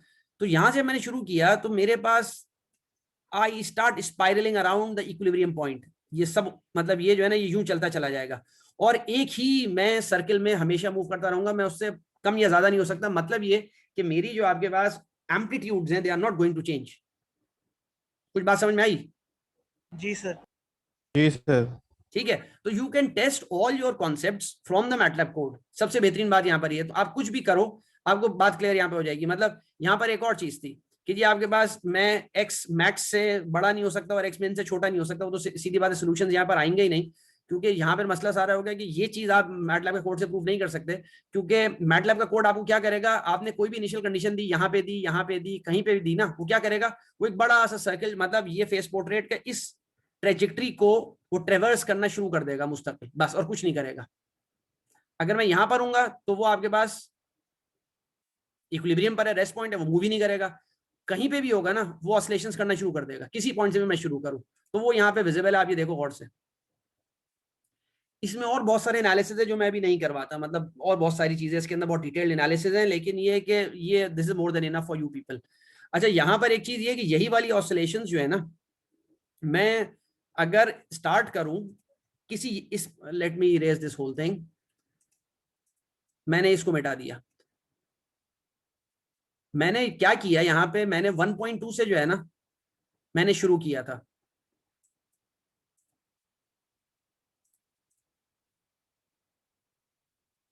सर अगर 1 से कम पे करेंगे तब भी ऑसिलेशंस होंगी। मैं कुछ और बात समझाना चाह रहा था, मैं कर देखो यहाँ पे दिस इज वेरी सिंपल, यहाँ पे जाओ मैटलैब कोड, जब भी मैंने MATLAB code we start with 0.2, मेरा ये देखो ये बिहेवियर क्या है यहाँ पे, अगर गौर से समझो इसको, टेरिटरी है बिल्कुल, वो तब भी ऑसिलेशंस ही कर रहा होगा। तब भी ऑसिलेशंस करेगा, क्योंकि what I am doing actually कि जी मेरे पास ये लाइन हो गई, ये 1 की लाइन हो गई, और मैंने शुरू किया इस पॉइंट से, लेट सपोज मैंने इस पॉइंट से शुरू किया, तो दिस इज लेस देन 1। तो ये कि तब भी जब मैं यहां से कहीं से शुरू करूंगा तो ये क्या करेगा, ये बेसिकली ये फिर भी ऑसिलेशन में ही जाएगा, ये ऑसिलेशन तो अवॉइड नहीं कर सकता। 0.2 से मैंने स्टार्ट किया, मैंने इसको रन किया, अब गौर से देखो कि उसकी इनिशियल पॉइंट क्या होगा, वो 0.2 से शुरू करेगा, लेकिन वो उसका मैक्सिमम एम्पलीट्यूड जो है वो आपके पास 0.2 नहीं होगा, वो बढ़ जाएगा। ये देखो ये रेड जो है ना आपके पास, ये एक्स है, मैं इसको थोड़ा सा एनलार्ज कर देता हूँ और मैं कुछ बातें यहाँ से समझा देता हूँ कि ये क्या किया, ये आप में से कोई समझा दे तो बहुत अच्छी बात है, ताकि रेड जो है ना वो तो 1 से शुरू किया, वो तो अपनी ऑसिलेशंस पर है। How you can explain this, the black line, the black graph, कि मैंने तो उसको 0.2 से शुरू किया था, ये क्या हुआ इसके साथ, आप में से कौन बताएगा, ये फेस पोर्ट्रेट से मैं कैसे समझ सकता हूँ? सर 0.2 भी हमारे पास जो है वो इस जो सर्कल है उसी पे लाई कर रहा है, तो वो अपने आप को रिपीट कर रहा होगा बिहेवियर को मुस्तकिल, रिपीट तो कर रहा होगा। maximum नहीं बिलाल, मैंने सवाल कुछ और पूछा है, मैंने सिंपल ये पूछा था कि I started from 0.2, I started, अबे वो आ ही नहीं रहा, एक मिनट, आई स्टार्टेड फ्रॉम 0.2, ये इस वैल्यू पे चला गया, मच लार्जर देन, देखो ये कोई वैल्यू है 2.79x, बल्कि ये जो है ना और बड़ी वैल्यू पे यहाँ पे चला गया, ये आपके पास जो है ना ये 4.5 पे चला गया है, 4.5 आपके पास x की वैल्यू 2.8 पे, y की वैल्यू 2.8, दिस इज 2.8। मैंने इसको शुरू किया था 0.2 से 2.8 पे चला गया, ये बिहेवियर मैं इससे कैसे बता सकता हूँ, कौन बताएगा आप में से? बहुत सिंपल बात है सर, क्योंकि वो a बाई b की वैल्यू से कम हो गया ना। एक मिनट देखो, let me take my pen, मैंने बहुत सिंपल बात पूछी, देखो मैंने शुरू किया इस पॉइंट से कहीं पे सर, क्योंकि उसके लिए हमारे पास जो लिमिट साइकिल है वो बड़ा वाला होगा, मतलब बिल्कुल, वो मसला काफी ये हाइट कि ये जो आगे वाला लिमिट Maximum साइकिल value है, वाली। इस पे एक ऐसा टाइम जरूर आएगा कि ये 0.2 से कम होके एक ऐसा पॉइंट आएगा कि बढ़ेगा, ये इसकी y की वैल्यू बढ़ेगी और बढ़ते बढ़ते बढ़ते बढ़ते बढ़ते एक मैक्सिमम वैल्यू पे जाएगी। तो ये जो मैक्सिमम वैल्यू आपके पास इस सर्किल की है, वो इस सर्किल की मैक्सिमम वैल्यू आपके पास जो है ना वो 2.8 है। इस सर्किल की मैक्सिमम वैल्यू, अगर मैं आपको ये ग्राफ दे दूं और मैं आपसे बोलूं कि मुझे फेस पोर्ट्रेट का ये वाला ट्रेजेक्टरी प्लान, ये पाथ बना के दे दो, तो आप बहुत आराम से बना सकते हैं। एक काम करता हूं, मैं आखिरी बात करता हूं असर से पहले, then I will take a break, we will finish this topic, क्योंकि ये वाली बात जो है ना ये किताब में इस तरह नहीं है और इससे आपको थोड़ी बहुत और अंडरस्टैंडिंग होगी। Let me copy this, let me copy this is copy, no not this one, copy from here। ये कॉपी फिगर मैंने किया, मैं यहाँ पे गया और मेरा जो क्वेश्चन है वो ये क्वेश्चन है, I'll draw this on the other page। मैं कहता हूँ कि जी मुझे फेस पोर्ट्रेट बना के दो लुकिंग एट दिस वन। आप मतलब ये कि ये मुझे कैसे बता सकते हैं कि मेरा फेस पोर्ट्रेट में कौन सा वो ट्रेजेक्टरी है जिसको मैं ट्रेवर्स कर रहा हूं यहाँ पे। Let me make this is x, this is y। अब आप मुझे पता मैं कैसे बनाना शुरू करूंगा। मेरे पास ये पॉइंट है, ये पॉइंट है, this is m by n which is equal to 1, this is a by b which is also equal to 1। Simple. आगे मैं क्या करूंगा, what should I do? ये ग्राफ मेरे पास है। सर हम देखेंगे हमारे इनिशियल वैल्यूज, स्टार्टिंग वैल्यूज कहाँ है, पहले तो हम वो देखेंगे। मैं मैक्सिमम और मिनिमम देखूंगा, y max, y min, फिर मैं देखूंगा x max और x min, और फिर मैं बना दूंगा। Let me draw this thing, this is the equilibrium point, everyone agrees, ठीक है। x min मेरे पास क्या है, x min मेरे पास, अच्छा ये ग्राफ थोड़ा सा छोटा मैंने यहाँ पे पेस्ट कर दिया, let me zoom it a little bit. तो मेरे पास नियरली, लेट 0.2 कहता हूं नियरली दोनों की वैल्यूज सेम आ रही हैं, दोनों की वैल्यूज आपके पास जो आ रही हैं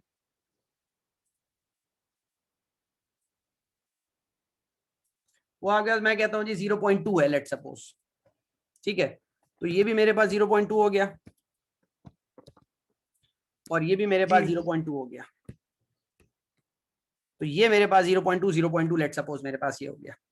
मेरे मैक्सिमम वैल्यू क्या है, मैक्सिमम वैल्यू मेरे पास तकरीबन सेम आ रही है, that is 2.8। This is 2.8 and this is 2.8, तो दिस इज 2.8, 2.8।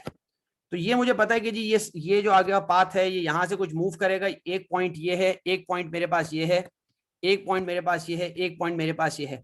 इसी तरह करके मैं मिडिल के पॉइंट्स भी इसके निकाल सकता हूँ कि जी मेरे पास यहाँ पे क्या, मतलब ये मुझे पता है कि इस तरह की कोई ट्रेजेक्टरी बन रही है ये, मतलब आई am not drawing very accurate. ये जो मैंने बनाया क्या ये मैंने सही बनाया ये वाला कि गलत बनाया है? ये जो पोर्शन मैंने आर्क बनाया है ये सही है गलत है? मैक्स के ऊपर नहीं आएगा। एक्स मैक्स से ऊपर तो नहीं जाएगा। मैक्स ज्यादा नहीं आ सकता ना, एक्स मैक्स के अंदर ही रहेगा वो, बाहर नहीं जाएगा। यस, एक्स मैक्स के अंदर रहेगा, ये बिल्कुल सही बात है। तो बस ये बात ध्यान में रखना कि जब भी वो कर्व जो है ना वो सर्कुलर नहीं है, वो डिस्टॉर्टेड है। ये जो आपके पास यहाँ पे इसके बन रहे हैं, यहाँ पे तो लग रहा है आपको सर्कुलर है, लेकिन ये सर्कुलर नहीं है। जब आप इसको थोड़ा जूम आउट करके यहाँ पे आप देखो तो ये सर्कुलर नहीं है, ठीक है, मतलब they are some irregular shapes. तो इसका रीजन यही है कि वो मेरे पास जो मैक्स है, अब तुम देखो ना यहाँ पे जो मैक्स वैल्यू आई उससे आगे आप नहीं बढ़ रहे हैं, ये जो मैक्स वैल्यू उससे आगे आप नहीं बढ़ रहे हैं। तो मेरी ड्राइंग का गलती थी। तो ये इस तरह का कॉन्सेप्ट है विच यू कैन वेरीफाई। तो we'll take a break now और वील स्टार्ट इंशाल्लाह आफ्टर द असर। और ये कि जो भी आपको चीज हो आप इंशाल्लाह इसे पूछ लेगा। असाइनमेंट के मैं इंशाल्लाह डेट चेंज करके जितने की आगे कर देता हूँ। जी जी सर एक रिक्वेस्ट थी, तो आपने मैटलैब पे कोड शेयर किया ना सर, वो .mlx की फाइल में ना, तो हमारे पास पुराना मैटलैब तो वो उसको रन नहीं कर रहा, तो आप इसका पीडीएफ बना के दे सकते हैं? मैं उसको पीडीएफ में कर दूंगा या किसी तरह और मैं कर दूंगा, कोई मसला नहीं, मैं .m में कर दूंगा इंशाल्लाह, कोई मसला नहीं है। चलो thank you sir, thank you sir. Okay thank you इंशाल्लाह। फिर मैं भी पॉज कर देता हूँ, फिर वील स्टार्ट आफ्टर असर इंशाल्लाह। अस्सलाम वालेकुम। हम लेक्चर अपना शुरू करते हैं। बिस्मिल्लाहिर्रहमानिर्रहीम। इसको एडमिट और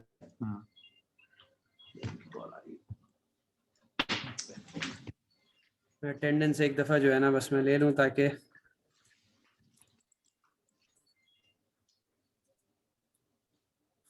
जी अस्सलाम वालेकुम। हाँ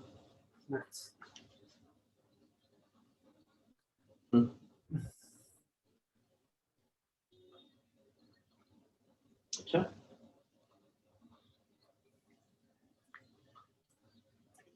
रूम बता दिया ना,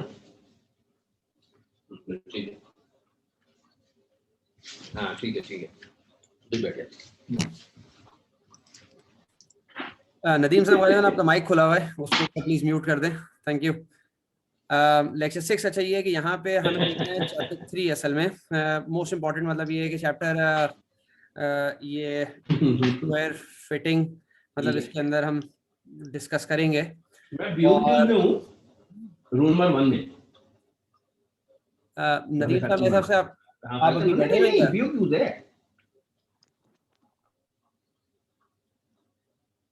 नहीं मम्मा, ठीक है। अच्छा तो ये है कि हमारे पास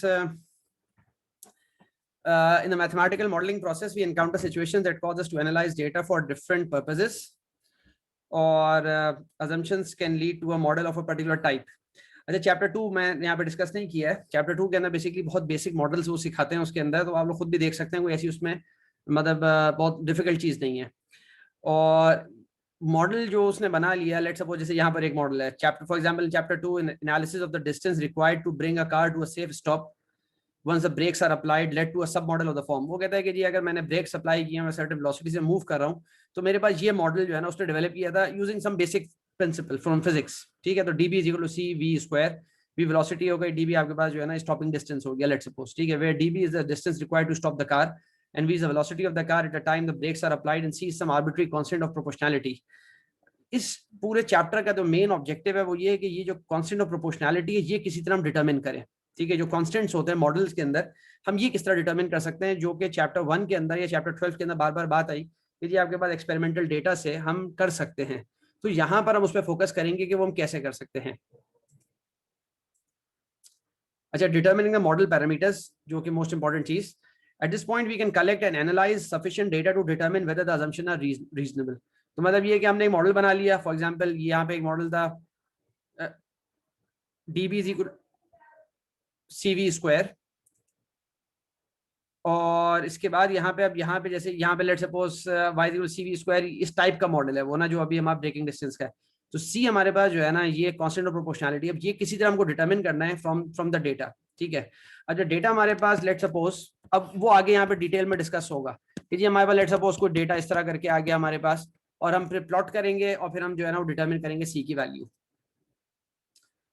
ठीक है। तो let suppose let me draw this one, कि जी मैंने ड्रॉ कर दिया, और उसके बाद ये कि मेरे पास लेट सपोज ये है y and this is v, and somehow from this graph I can determine, मतलब देयर आर मेथड्स, बहुत सिंपल मेथड्स हैं बाज दफा, और बाज दफा हम जो है ना मतलब बहुत स्पेसिफिक ऑप्टिमाइजेशन की टेक्निक्स हैं। We somehow determine the value of c, different c की वैल्यूज पे डिफरेंट कर्व्स आप जनरेट कर सकते हैं। मिसाल के तौर पे जी ये डिफरेंट, ये अलग c की वैल्यू पे आएगा, और ये वाला कर्व जो है ना ये अलग c की वैल्यू पे आएगा, ये सब अलग अलग c की डिफरेंट वैल्यूज हैं। And you have the data point, let suppose आपके पास ये सब डेटा पॉइंट्स है, ये सब डेटा पॉइंट्स है, ये सब डेटा पॉइंट्स है। दिस इज द प्रॉब्लम, ठीक है। अच्छा, यहाँ पर आप लोग अपनी अटेंडेंस जरूर चेक कर लें, क्योंकि मैंने अभी जो है वो व्हाट्सएप पे अपडेट की है। तो अगर आप लोगों का नाम नहीं है, एहफाज ने लिख दिया, तो बाकी जिनका नाम नहीं है तो वो प्लीज उस पर लिख दें, या मैं दोबारा एक दफा अटेंडेंस ले लूंगा। तो ये टॉपिक का मतलब इस चैप्टर का मेन क्रक्स ये है कि यहाँ पे हमें पैरामीटर्स की वैल्यू डिटरमिन करनी है। The need for experimental modelling, हमारे पास इसमें कितनी स्लाइड्स हैं, 47, ठीक है, that's fine, I will try to complete all the slides today, ताकि फिर अगली दफा हम मतलब ये कि चैप्टर 3 में मतलब ये जेन्युइन जो लीस्ट स्क्वायर प्रॉब्लम्स है उसको हम थॉरो स्टडी करें इंशाल्लाह। आज सारा मतलब ये कि बेसिक फाउंडेशन इंशाल्लाह हम कवर कर लेते हैं। Need for experimental modeling, a different case arises when the problem is so complex as to prevent the formulation of a model explaining the situation. There are many situations जब आपके पास इतना complicated problem होता है कि मतलब ये कि आप बेसिक फिजिक्स के या बेसिक प्रिंसिपल से जो है ना आप उसको नहीं मतलब ये कि मॉडलिंग कर सकते हैं उसकी, जो मतलब फिर जैसे हम ब्लैक बॉक्स मॉडलिंग की तरफ जाते हैं, फजी मॉडल्स डेवलप करते हैं, न्यूरल नेटवर्क के मॉडल्स हैं, तो वो उस तरह की बात, लेकिन अभी यहाँ पर ये बात नहीं है। लेकिन देयर आर सिचुएशंस कि आपके पास बहुत कॉम्प्लेक्स मॉडलिंग होती है।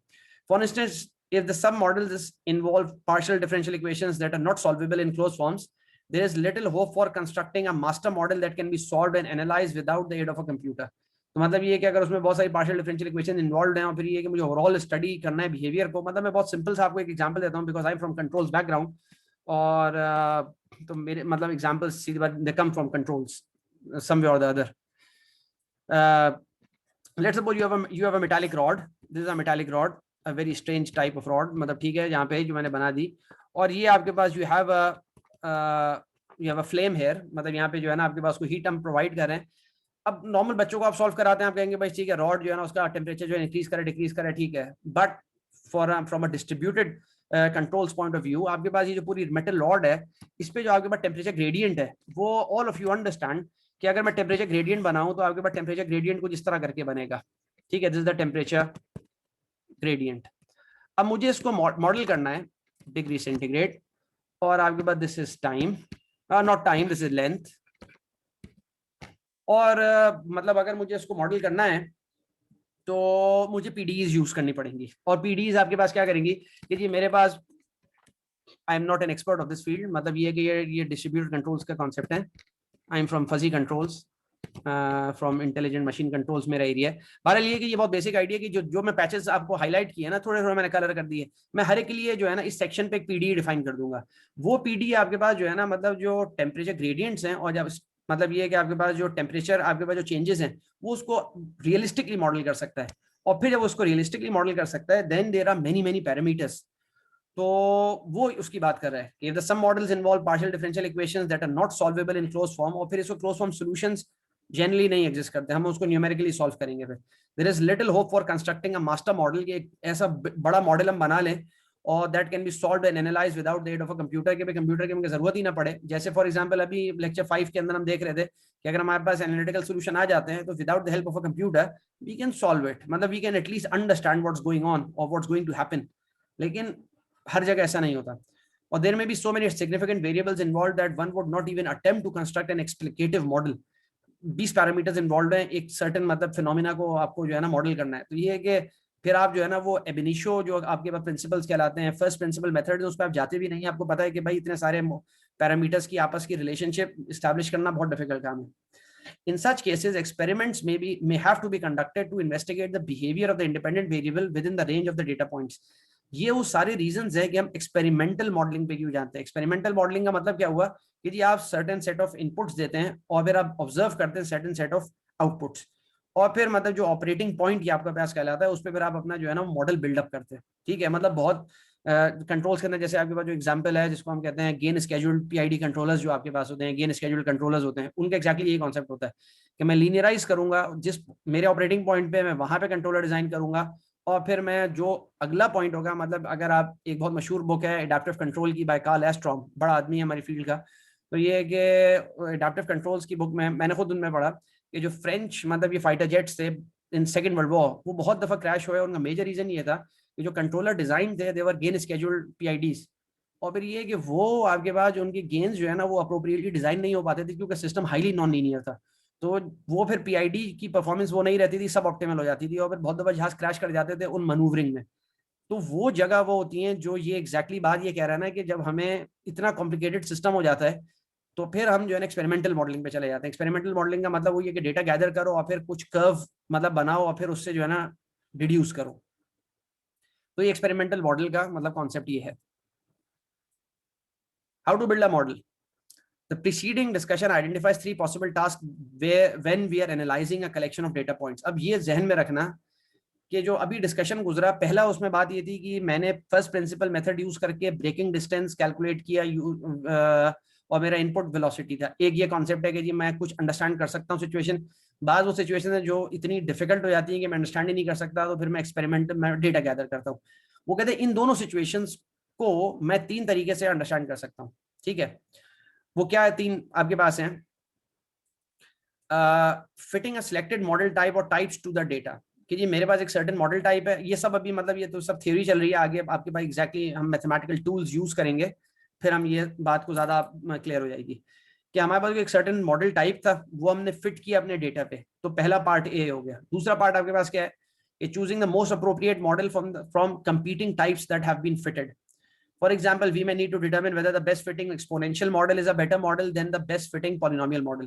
तो वो कहता है कि जी आपके पास मेरे पास डेटा है, लेट्स सपोज मेरे पास इस तरह का डेटा है, वो कहता है कि क्या मैं इसके अंदर एक हाइपरबोला फिट कर दूं, एक पैराबोला फिट कर दूं, मतलब एक पैराबोलिक मॉडल बना दूं, या मेरे पास एक एक्सपोनेंशियल मॉडल अगर मैं फिट करूंगा तो वो भी बहुत अच्छा रहेगा।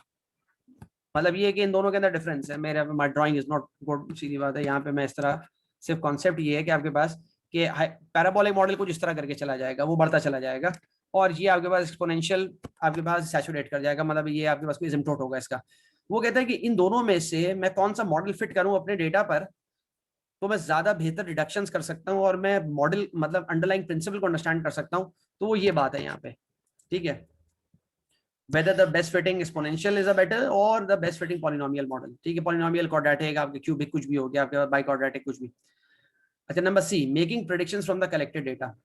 तो ये हमारे पास बहुत इंपॉर्टेंट चीज होती है। Making predictions from the collected data का मतलब ये है कि जी मैंने जो डेटा गैदर किया वो मैंने डेटा गैदर किया, लेट्स सपोज मेरे पास ये डेटा गैदर किया मैंने,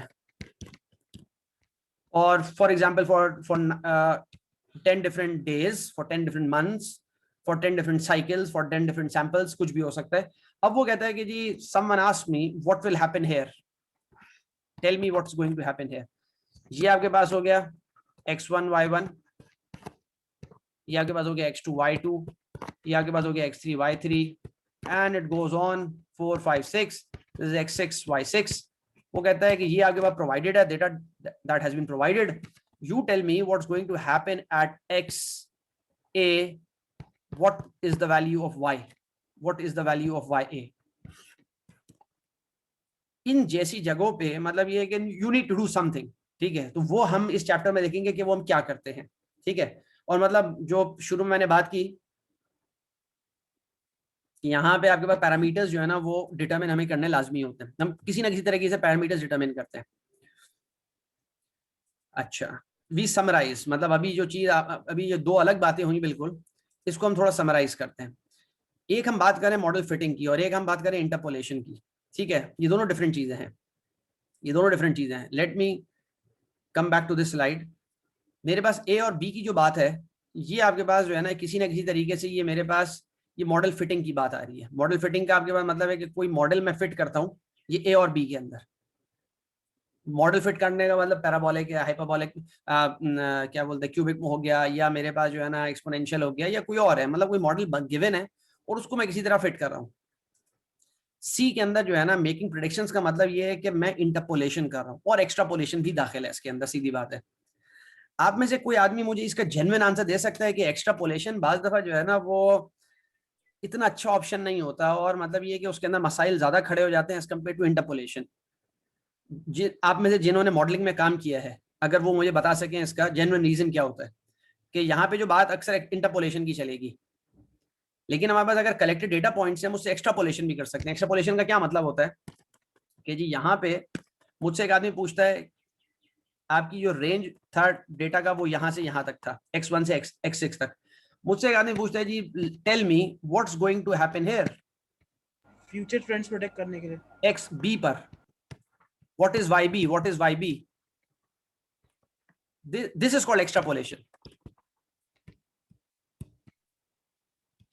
और दिस इज इंटरपोलेशन। ये जो ऑरेंज, सर आप फ्यूचर प्रेडिक्ट नहीं कर सकते हैं आसानी से। एक मिनट, आप में से कोई जवाब दे रहा है लेकिन मुझे सिद्रा आप कुछ कह रही हैं? सर मैंने क्या कहा, मोहसिन ने कहा जी जी, आप मोहसिन आप क्या कह रही हैं?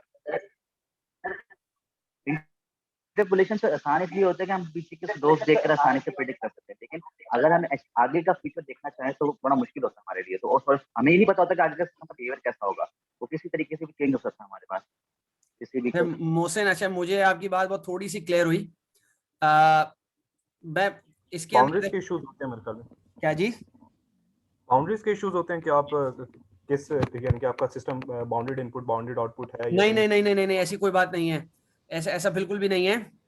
मसला ये होता है हम जिस ऑपरेटिंग पॉइंट पे हमने जो है ना डेटा गैदर किया होता है ना, तो ये कि उसकी डायनेमिक्स जो है ना सिस्टम की, ये मैं बात कर रहा हूँ मतलब एडवांस लेवल पे जब आप काम कर रहे होते हैं, मतलब वहां पे मसला ये होता है कि जो ऑपरेटिंग पॉइंट होता है उसकी जो डायनेमिक बिहेवियर होता है आपके पास, वो बात दफा बहुत सडनली चेंज कर जाता है अगर आप उस रीजन ऑफ ऑपरेशन से बाहर चले जाए। मतलब क्या कि ब्लू रीजन से अगर आप if you leave this blue region, if you move here, dynamic behaviour changes abruptly sometimes, ठीक है, और वो आपको नहीं पता होता। तो अगर आप एक्स्ट्रापोलेशन कर रहे होते हैं तो शायद आपने क्या किया, एक बहुत बेहतरीन जो है ना वो शानदार एक कर्व आपने फिट किया, ऐसा कर्व फिट किया जो सारे डेटा पॉइंट से गुजर गया। आपने कहा वाह वाह मॉडलिंग हो गई, बड़ी जबरदस्त मॉडलिंग हो गई, इंटरपोलेशन आपने कर ली, ऑरेंज पे आपको जबरदस्त जवाब मिल गया।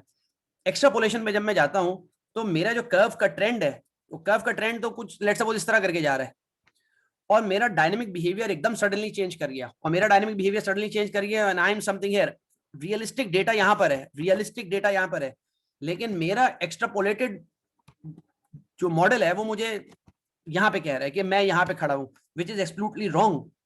तो इस बाज दफा एक्स्ट्रापोलेशन इसलिए आपको गलत आइडिया देता है क्योंकि systems behaviour changes a lot, sometimes rapidly. तो इस वजह से हम जहां पे डेटा गैदर कर रहे होते हैं ना, हम उसी के अंदर जो है ना अपनी सारी मतलब ये कि मतलब इन्फर कर रहे होते हैं डेटा से। हम कोई बहुत बड़ा जो है ना मतलब ये कि नहीं बता सकते, ये बातें और आगे क्लियर हो जाएंगी कि हमारे पास ये जो लाइन मैंने फिट की, लेट सपोज ये मैंने लाइन फिट की y equal to c1 x cube plus c2 x square plus c3 x plus c4, ये कोई बहुत शानदार मैंने कोई मॉडल बनाया, पॉलिनोमियल मॉडल था, मैंने फिट कर दिया। अब मैं कहता हूँ जी मैंने बहुत जबरदस्त मॉडल बना दिया, अब मुझे आप बताएं। तो ये कि मैंने जब यहाँ पे इसको ग्रीन डेटा दिया तो इसने ग्रीन ने मुझे कहा कि जी अगर आप ये इनपुट देंगे ना, ये वाला इनपुट, तो एक्स्ट्रापोलेटेड मतलब यहाँ से ये जो कर्व आंसर दे रहा है ना, ये वाला जो मॉडल है वो आंसर दे रहा है ये वाला, जबकि रियलिटी ये है। ये बात में बहुत जेन्युइन मसला बन जाता है एक्स्ट्रापोलेशन के अंदर, ठीक है। तो this is the genuine answer कि इंटरपोलेशन क्यों बहुत ज्यादा मतलब प्रेफर्ड होती है as compare to extrapolation. Extrapolation करनी है तो फिर आपको थोड़ा सा आगे का डेटा लाजमन लेना होता है, लेकिन बाज़ दफा हमारे पास नहीं होता, तो then we do some predictions. आप में से किसी को डकवर्थ लुईस सिस्टम का पता है? मैं क्रिकेट का इतना शौकीन बिल्कुल नहीं हूं, लेकिन डीएल सिस्टम जो है उसमें से डकवर्थ या लुईस जो है ना वो गालिबन ऑक्सफोर्ड का था। तो वो मॉडलिंग जो आपके पास है ना वो एग्जैक्टली यही कॉन्सेप्ट है, डीएल के अंदर सारे यही कॉन्सेप्ट हैं। आपने प्रायर शायद जो है ना वो 30 साल के 40 साल के मैचेस का डेटा लिया, you built a model, this is a very simple model, you build some very complicated model और you earn millions on that model. सीधी बात है, आपने एक बहुत एक्स्ट्राऑर्डिनरी मॉडल बनाया वो मॉडल आपने टेस्ट किया जी, आपने बनाया 50 साल के डेटा पे, फिर आपने एट रैंडम जो है ना आपने टेस्टिंग की भाई 1982 का मैच उठा के उसके अंदर डेटा इनपुट किया और आपके मॉडल ने जो आंसर दिया एग्जैक्टली वही हुआ, वही आंसर उसने दिया जो 82 के मैच में हुआ था। तो हम सीधी बात है फिर मतलब आईसीसी ने उसको अडॉप्ट किया डकवर्थ-लुईस को, मतलब बहुत लोगों ने मॉडलिंग की होगी लेकिन इनकी मॉडलिंग सबसे ज्यादा मतलब क्लोजर टू रियलिटी थी। तो अब वो जब एक्स्ट्रापोलेशन करते हैं, लेट्स सपोज आज कोई मैच हो रहा है, बारिश हो जाती है, तो अब वो 20 ओवर्स में हम जो है ना उसको खत्म कर देते हैं। Now they want to determine कि इसका आउटपुट क्या होता अगर ये मैच पूरा चलता, तो वो डीएल के अंदर वो एक्स्ट्रापोलेशन कर रहे होते हैं बेसिकली, कि उसमें डेटा दे रहे होते हैं फिर वो आपको रिजल्ट दे रहा होता है। बाद जब एक्स्ट्रापोलेशन का आउटपुट बहुत अजीब आता है, आपको एग्जाम्पल दे सकते हैं? मतलब ये डीएल ने एक दफा बड़ा अजीब आउटपुट दिया था, जो एक बॉल पे 23 रन बनाने थे, किसी को याद है? मेरे तो सारे पाकिस्तानी लोग बैठे हुए हैं माशाल्लाह, सारे क्रिकेट के शौकीन, और दिस सर ये वर्ल्ड कप का मैच, सर ये वर्ल्ड आज का बहुत प्रॉब्लम है। डेफिनेटली ये वर्ल्ड कप का मैच था जिसके अंदर डकवर्थ-लुईस ने ये एक्स्ट्रापोलेट किया था कि भाई ये जो आपके पास सारी कंडीशंस हैं, और उन्होंने डकवर्थ-लुईस के अंदर जब इनपुट दिया तो उसका आउटपुट डकवर्थ-लुईस का ये था कि एक मतलब ये कि आपके पास डिलीवरी पे you have to score like 23 runs, और फिर वो ऑफिशियली वही रिजल्ट बना और वो बेवकूफाना रिजल्ट अडॉप्ट करना पड़ा क्योंकि डकवर्थ-लुईस जो है ना वो आपका ऑफिशियल मॉडलिंग है, क्या बोलते हैं, जो एक्सेप्टेड है बाय आईसीसी। तो मतलब ये सब बातें इसलिए मैं कह रहा हूँ कि यहाँ से रेलेवेंट है वो सारी बातें। आज पता नहीं इंटरनेट का कोई इशू है, तो मुझे शायद आप लोगों की बहुत सारी बातें, शायद मेरे घर में इंटरनेट का मसला है, क्या है। We move on. Sir 10 side पे इशू चल रहा है, हम भी बाकी भी काफी दफा डिस्कनेक्ट हो रहे हैं। अच्छा सही सही सही सही सही। हम आगे देखते हैं यहाँ पे model fitting and interpolation. In the first two tasks, that is A and B, a model or competing models exist that seem to explain the observed behavior. हमारे पास मॉडल्स कुछ ना कुछ होते हैं, उन मॉडल्स से वो हमारे पास जो प्रिंसिपल है हम उनको कुछ ना कुछ एक्सप्लेन कर पाते हैं, ठीक है, मतलब ए और बी का जो प्रोसेस पीछे गुजरा। We address these two cases in this chapter under the general heading of model fitting। कि जी कुछ मॉडल है हमारे पास, वो हम फिट कर रहे हैं डेटा पर। भाई हमें पता है लेट्स सपोज ये एक थर्मोडायनेमिक प्रोसेस है, तो हमारे पास थर्मोडायनेमिक्स के कुछ मॉडल एग्जिस्ट करते हैं, तो हम वो मॉडल फिर हम अपना फिट कर रहे होते हैं आपके पास उस मतलब ये कि हीटिंग या कूलिंग सिस्टम्स पे। लेट्स सपोज आपके पास कोई जो है ना मतलब कोई फ्लूइड सिस्टम है, मतलब कोई फ्लूइड फ्लो है, आपके पास पता है बर्नौली इक्वेशंस है, तो जब आपके पास डेटा गैदर कर रहे होते हैं तो आप बर्नौली की इक्वेशन उस फ्लूइड फ्लो पे फिट कर रहे होते हैं। तो ये कॉन्सेप्ट होता है मॉडल फिटिंग का, कि you know something about the process, ठीक है। तो ये कॉन्सेप्ट है मॉडल फिटिंग का यहाँ पे इस चैप्टर में। However in the third case a model does not exist to explain the observed behaviour. Third case हमारे पास ऐसा है जिसके अंदर जैसे क्रिकेट मैच है कि जी you don't have any particular model to explain the behaviour of a cricket match, तो then you have a huge amount of data, and from that huge amount of data, जो आज data science का सारा concept है वो यही है कि you determine the structure, internal structure somehow, और फिर उसकी मॉडलिंग करना। तो ये थर्ड पॉइंट है। rather there exists a collection of data points that can be used to predict the behavior within some range of interest। तो हमारे पास ये दो अलग कैटेगरीज हैं बिल्कुल। एक में डेटा हमारे पास मौजूद है, डेटा तो बहरहाल दोनों के अंदर है, लेकिन पहले के अंदर कोई मॉडल मौजूद है, दूसरे के अंदर कोई मॉडल स्ट्रक्चर भी मौजूद नहीं है। In essence we wish to construct an empirical model based on the collected data, ठीक है। ये पॉइंट 3 की बात, इसकी बात चल रही है। In chapter 4 we study such empirical model construction under the general heading of interpolation। ये chapter 4 के अंदर इंशाल्लाह हम इसको हम देखेंगे डिटेल में। It is important to understand both the philosophical and the mathematical distinctions between model fitting and interpolation। ये अलग चीजें हैं बिल्कुल, ये बहुत इंपॉर्टेंट बात है समझना है कि मॉडल फिटिंग का कॉन्सेप्ट और इंटरपोलेशन ये डिफरेंट चीजें हैं। अब यहाँ पे सारी बातें इसकी डिटेल्स आती हैं सारी। Relationship between model fitting and interpolation. Let's analyze the 3 tasks identified in the preceding slide to determine what must be done in each case। In task 1, the precise meaning of best model must be identified and the resulting mathematical problem resolved। कि जी best model का मतलब किसका मतलब है, मेरे पास 3 4 5 8 15 20 जितने models को exist करते हैं, मुझे कुछ कंपैरिजन आपस में करना है और फिर मुझे ये डिटरमिन करना है कि इन सब में से बेस्ट मॉडल कौन सा है। जो आपके पास टास्क 2 है, in task 2 a criterion is needed for comparing models of different types। अब ये कि आपके पास टास्क 1 और टास्क 2 तकरीबन सेम बात है, क्योंकि मसला है कि आपके पास कोई एक मॉडल का स्ट्रक्चर गिवन है, वो आपको फिट करना था, और सब आपको फिट करना है, फिर आपको जो है ना मतलब ऑल्टरनेट मॉडल स्ट्रक्चर्स भी देखने हैं, कंपेयर करना है आपस में, और ये बताना है कि भाई कौन सा मॉडल जो है ना सबसे बेस्ट फिट कर रहा है इस पे, ठीक है। नंबर 3 टास्क आपके पास है, in task 3 a criterion must be established for determining how to make predictions in between the observe data points. तो ये मोस्ट इंपॉर्टेंट बात है और ये भी आगे आएगी भी कि आपके पास मॉडल फिटिंग और इंटरपोलेशन के अंदर ये डिफरेंस, बहुत बड़ा डिफरेंस होता है। क्योंकि टास्क 3 के अंदर आपकी सबसे इंपॉर्टेंट जो आपके पास पॉइंट होता है कि जी जितने मैंने डेटा पॉइंट कैलकुलेट जमा किए मेरे पास जो एक्सपेरिमेंटली,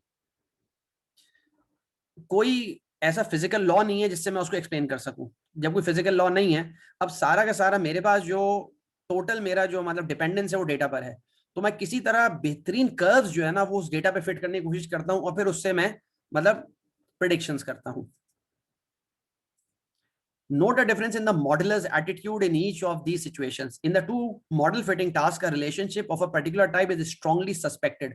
मतलब हमें पता होता है कि यार इस तरह का बिहेवियर आना चाहिए, कुछ ना कुछ इस तरह की चीज होगी इसके अंदर. And the modeler is willing to accept some deviation between the model and the collected data points to have a model that satisfactorily explains the situation under investigation. उसको पता है नीचे एक साइनोसाइडल कर्व चल रहा है और एक डाइंग साइनोसाइडल कर्व से मैं मॉडल कर रहा हूँ इसको, उसको पता है. या फिर मेरे पास एक जो है ना रेडियो एक्टिव डिके है, उसको पता है कि भाई यहाँ पर एक डिकेइंग बिहेवियर आएगा एक्सपोनेंशियल, तो वो उस डेटा पर वो कोई इस तरह का मॉडल फिट करता है ताकि वो उसकी फिजिक्स को एक्सप्लेन कर सके. ये कॉन्सेप्ट है यहाँ पे. In fact the modeller expects errors to be present in both the model and the data.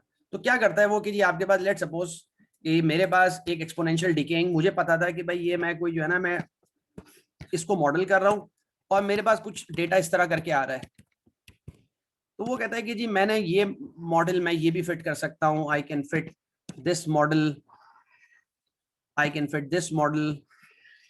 वो कहता है कि मुझे पता है कि एक्सपोनेंशियल डीके है तो मैं डिफरेंट डीके फैक्टर्स के साथ से मैं देख सकता हूं. तो वो ये बात है, उसको पता है, तो वो डेविएशन डेटा के अंदर भी एक्सपेक्ट करता है और मॉडल के अंदर भी कि भाई हाँ डेविएशन होगी. ठीक है. On the other hand when interpolating the modeller is strongly guided, तो बुक ने यूज किया है, बल्कि अगर मैं ये लफ्ज यूज करूं बाइज्ड, कि he is strongly biased by the data that have been carefully collected and analysed and a curve is sought that captures the trend of the data to predict in between the data points. तो वो कहता है कि वो असल में यहाँ पे ये कर रहा होता है जब इंटरपोलेशन कर रहा होता है कि उसको ये पक्का पता है कि ये जो डेटा मैंने जमा किया ना ये गलत नहीं है, मतलब ये जो डेटा मेरे पास है ये बिल्कुल जो है ना डेफिनेट है. तो जब वो डेफिनेट है ना, वो कहता है कि यार चलो मैं कोई एक ऐसा model, piecewise linear model, बाज दफा ये एक बहुत बुरा मॉडल होता है, मैं कहता हूँ नहीं यार मैं एक जो है ना वो पैराबोलास फिट करूंगा, मैं पैराबोलास फिट करूंगा अपने सारे के सारे जो है ना डेटा पॉइंट्स के दरमियान और फिर मैं इंटरपोलेशन करूंगा. डिफरेंट टेक्निक्स हैं. बास कहते हैं नहीं मैं एक ही कर्व ऐसा बनाऊंगा, ऐसा जबरदस्त कर्व जो इन सब पे से गुजरे, मतलब मुख्तलिफ ये बातें हैं. तो इंटरपोलेशन के अंदर होता है कि भाई लाजमन डेटा पॉइंट से गुजरना जरूरी है इंटरपोलेशन के अंदर. मॉडल फिटिंग में ऐसा नहीं होता. मॉडल फिटिंग के अंदर वो एक्सेप्ट करता है कि हाँ यार ये आगे पीछे डेविएशन हो सकती है. I will read again. On the other hand, when interpolating, the modeler is strongly guided by the data that have been carefully collected and analyzed, and a curve is sought that captures the trend of the data to predict in between the data points. तो वो मतलब ये है कि जब उसको असल में प्रिडिक्शन करनी होती है यहाँ पे कहीं बीच में कि ये x1 x2 गैदर हो गए, अब बीच में बताओ कि भाई यहाँ क्या होगा. कंक्लूजन मेरे से कुछ फिगर्स आगे वो देगा. अच्छा हाँ वो आगे देगा, मतलब इसकी सब डिटेल्स आएंगी सब आगे. कंक्लूजन आपके पास 10 the modeler generally attaches little explicative significance to the interpolating curves. वो ये कहता है कि यार ये जो इंटरपोलेटिंग कर्व्स मैं बीच में बना रहा हूँ इससे मैं फिजिक्स को एक्सप्लेन नहीं करूंगा, मैं प्रोसेस की फिजिक्स को मैं प्रोसेस को अंडरस्टैंड करने की कोशिश नहीं करूंगा. मेरा पर्पस यहाँ पर ये नहीं है. मेरा पर्पस सिर्फ ये है कि भाई डेटा पॉइंट सारे के सारे जो है ना वो कवर हो जाए, सब मैं उनको जो है ना मतलब ये कि अपने कर्व के अंदर शामिल कर लूँ. In all situations, the modeler may ultimately want to make predictions from the model. वो कहता है चाहे इंटरपोलेशन की बात करूं चाहे मॉडलिंग की बात करूं, दोनों के अंदर अल्टीमेट जो ऑब्जेक्टिव होता है वो प्रेडिक्शंस करनी होती है कि मॉडल के अंदर मतलब जो डेटा पॉइंट्स एग्जिस्ट नहीं करते उन पर मैं देखना चाहता हूं कि बिहेवियर क्या है सिस्टम का. However, the modeler tends to emphasize the proposed models over the data when model fitting. तो आपके पास मॉडल फिटिंग के अंदर आपके पास डिफरेंट मॉडल्स होता है, वो उनको ज्यादा एम्फसाइज करता है. Whereas when interpolating, he or she places greater confidence on the collected data and attaches less significance to the form of the model. वो उसको इससे परवाह नहीं होती कि मॉडल क्या बन रहा है, उसको ज्यादा परवाह होती है कि डेटा मेरा कवर होना चाहिए इंटरपोलेशन में. In a sense, explicative models are theory driven, जो मॉडल फिटिंग का कॉन्सेप्ट है. Whereas predictive models are data driven, जो मतलब जहां से जैसे इंटरपोलेशन वाली आपके पास चीज है जिसको ये predictive models कह रहा है. Example comparing model fitting with interpolation. अब वो यहाँ पे जो है ना कुछ एक्सप्लेन करेगा कि भाई ये क्या कॉन्सेप्ट है यहाँ पे। Let's illustrate the preceding ideas with an example. Suppose we are attempting to relate two variables y and x. कोई वेरिएबल x और y है, हमें उसके दरमियान रिलेशन एस्टैब्लिश करना है और हमारे पास डेटा मौजूद है, हमारे पास फिजिक्स उसकी नहीं पता हमको। And have gathered the data plotted in figure 3.1. तो ये मेरे पास ये डेटा आ गया, ठीक है, ये इस तरह करके डेटा मेरे पास है, ठीक है, ये हो गया। वेट अ मिनट, ठीक है, यहाँ पे हाँ। If the modeler is going to make predictions based solely on the data in the figure, he or she might use a technique such as spline interpolation to pass a smooth polynomial through the points. मतलब ये spline शायद आप में से बाजों को पता हो, spline interpolation, spline आपके पास जो ना थर्ड डिग्री पॉलिनोमियल होता है, स्मूथ होता है। अगर आप लोगों ने इंजीनियरिंग स्प्लाइंस, वैसे मेरे हिसाब से आप लोगों में से कितनों को आइडिया है, शायद मुझे ये भी आइडिया हो जाएगा आप लोग कितने लोग बैठे हुए भी सुन रहे हैं, आप लोग अगर हैंड रेस करके मुझे बता दें कि स्प्लाइंस किसने कम से कम उसको आइडिया की होती क्या चीज है ये। कोई एक आदमी तो हाथ उठा दे, बिलाल ने हाथ उठाया। सर नाम सुना है। कर्व होता है। मतलब आप में से किसी को जेन्युइन आइडिया नहीं है कि स्प्लाइंस आपके पास जो थर्ड डिग्री पॉलिनोमियल होती क्या चीज और कितनी शानदार चीज होती है? No sir. Very strange. मैं आपको एक इसकी एप्लीकेशन इसलिए बता रहा हूँ ताकि आप लोगों को थोड़ा सा जो है ना मतलब ये इंटरेस्ट डेवलप हो। जी जी जी, मोहसिन आप कुछ कह रहे थे क्या? सर एक कर्व की तरह लाइन होती है इसमें, स्प्लाइंस कर्व लाइन होती है हमारे पास। इज अ कंटीन्यूअस कर्व, मतलब ये आपका एक पॉलिनोमियल है। और मैं बस एक क्विक एक्सप्लेनेशन इसकी देता हूँ, एग्जांपल देता हूँ, फिर मैं आगे चलता हूँ क्योंकि स्लाइड्स बहुत ज्यादा हैं और 6 बज रहे हैं, लेकिन आज मुझे खत्म करना है कि मैं क्वाडकॉप्टर्स की ट्रैजेक्टरी की प्लानिंग कर रहा था। मतलब क्वाडकॉप्टर्स का मैं इसलिए आपको बता रहा था कि थोड़ा सा इंटरेस्ट आपको डेवलप हो कि ये इतनी बोरिंग चीज नहीं होती, ये जेन्युइन जो है ना हमारी इंजीनियरिंग में यूज होती है। क्वाडकॉप्टर सबको आपको पता है क्या चीज है, आपके पास मल्टी रोटर्स, तो ये आपके पास 4 उसके। और मुझे असल में जो है ना मैं कुछ ऐसा काम कर रहा था कि मुझे उसके पाथ को जनरेट करना था, एक ऑब्स्टिकल फ्री पाथ निकालना था, मैं नेविगेशन स्कीम इसकी डिजाइन कर रहा था। तो ये जो आपके पास लेट सपोज ये जो कर्व्स बने थे इसके अंदर, ये सारे स्प्लाइंस होते हैं और क्वाडकॉप्टर इस पाथ पे मूव करता हुआ अपनी डेस्टिनेशन की तरफ जाता है। तो स्प्लाइंस आर, और ये स्प्लाइंस जो है ना मतलब अगर आपके पास 10 क्वाडकॉप्टर्स हैं तो एक आप ये स्प्लाइन जनरेट होती है with in a milli second, और आपके लिए पास ये वैलिड होती है फॉर, मतलब ये कि फॉर 2-3 सेकंड्स ये वैलिड होती है, फिर आपको दोबारा जनरेट करनी पड़ती है। तो हैवी कंप्यूटेशन आपको चाहिए होती है और इसका कोड भी इट्स वेरी वेरी डिफिकल्ट कि आपके पास जो है ना ये स्प्लाइंस रन टाइम पे जनरेट की जाती हैं। तो क्वाडकॉप्टर इसको फॉलो करता है और फिर आपके पास जो ट्रैजेक्टरी ट्रैकिंग कंट्रोलर होता है वो देख रहा होता है कि स्प्लाइन पे इसने मूव किया है और डेविएशन कितनी है। बहरहाल this is just one application of splines, हजारों एप्लीकेशंस हैं। अच्छा, आपके पास स्प्लाइन इंटरपोलेशन ये बाद में चीज आएगी। स्प्लाइन इस तरह के कर्व्स होते हैं जो फिट किए जाते हैं, मैं इस पे फिट कर दूं और जो है ना मैं मतलब बेहतरीन इससे इंटरपोलेशन करूं और उससे जो है मैं डिडक्शन करूं। Note that in figure 3.2 the interpolating curve passes through the data points through every data point and captures the trend of the behaviour over the range of observations. Splines क्या करते हैं, आपके पास जो डेटा आपने दिया, let me magnify this one, एक spline आपके पास जो है ना वो ये फिट किया, दिस इज वन स्प्लाइन, ये एक थर्ड डिग्री पॉलिनोमियल है। फिर मैंने क्या किया, फिर यहाँ से यहाँ मैंने दूसरा फिट किया, ये कंटिन्यूअस कर्व्स होते हैं। A very extraordinary idea. मैं अगर थोड़ा टाइम मुझे बचा तो मैं आपको दिखाऊंगा जो मैंने क्वाडकॉप्टर्स की मॉडलिंग की थी इसकी, तो वो बहुत एक्स्ट्रॉर्डिनरी चीज होती है। और ये आपके पास ये चौथा स्प्लाइन है। तो ये 4 थर्ड डिग्री पॉलिनोमियल है, चारों अलग अलग हैं, चारों अलग अलग है। ये मैंने डेटा पे फिट किया और इससे फिर मैं क्या करता हूँ, मैं इंटरपोलेशन कर रहा हूँ। तो इंटरपोलेशन का मतलब कि जी मैं यहाँ का डेटा क्या होगा, इस पॉइंट पे डेटा क्या होगा, तो वो मैं निकाल सकता हूँ इसके अंदर। ये मॉडल नहीं बना। मॉडल बनने का मतलब होता है कि पूरे कर्व को मैं एक्सप्लेन कर रहा हूँ with one behaviour, y is equal to let's suppose cx²। ऐसा कुछ भी नहीं है। ये 4 इंटरवल्स हैं, x1 x2 पहला इंटरवल है, x2 x3 दूसरा, x3 x4 तीसरा, x4 x5 चौथा इंटरवल। 4 इंटरवल्स हैं, 4 अलग स्प्लाइंस बनेंगी। तो इंटरपोलेशन अलग चीज है, मॉडल फिटिंग अलग चीज है। Suppose that in studying the particular behavior depicted in figure 3.1, the modeler makes assumptions leading to the expectation of a quadratic model or parabola of the form. वो कहता है कि जी उसको किसी तरह ये अंदाजा हुआ कि अंडरलाइंग फिजिक्स जो है वो आपके पास ये क्वाड्रेटिक बिहेवियर फॉलो करती है।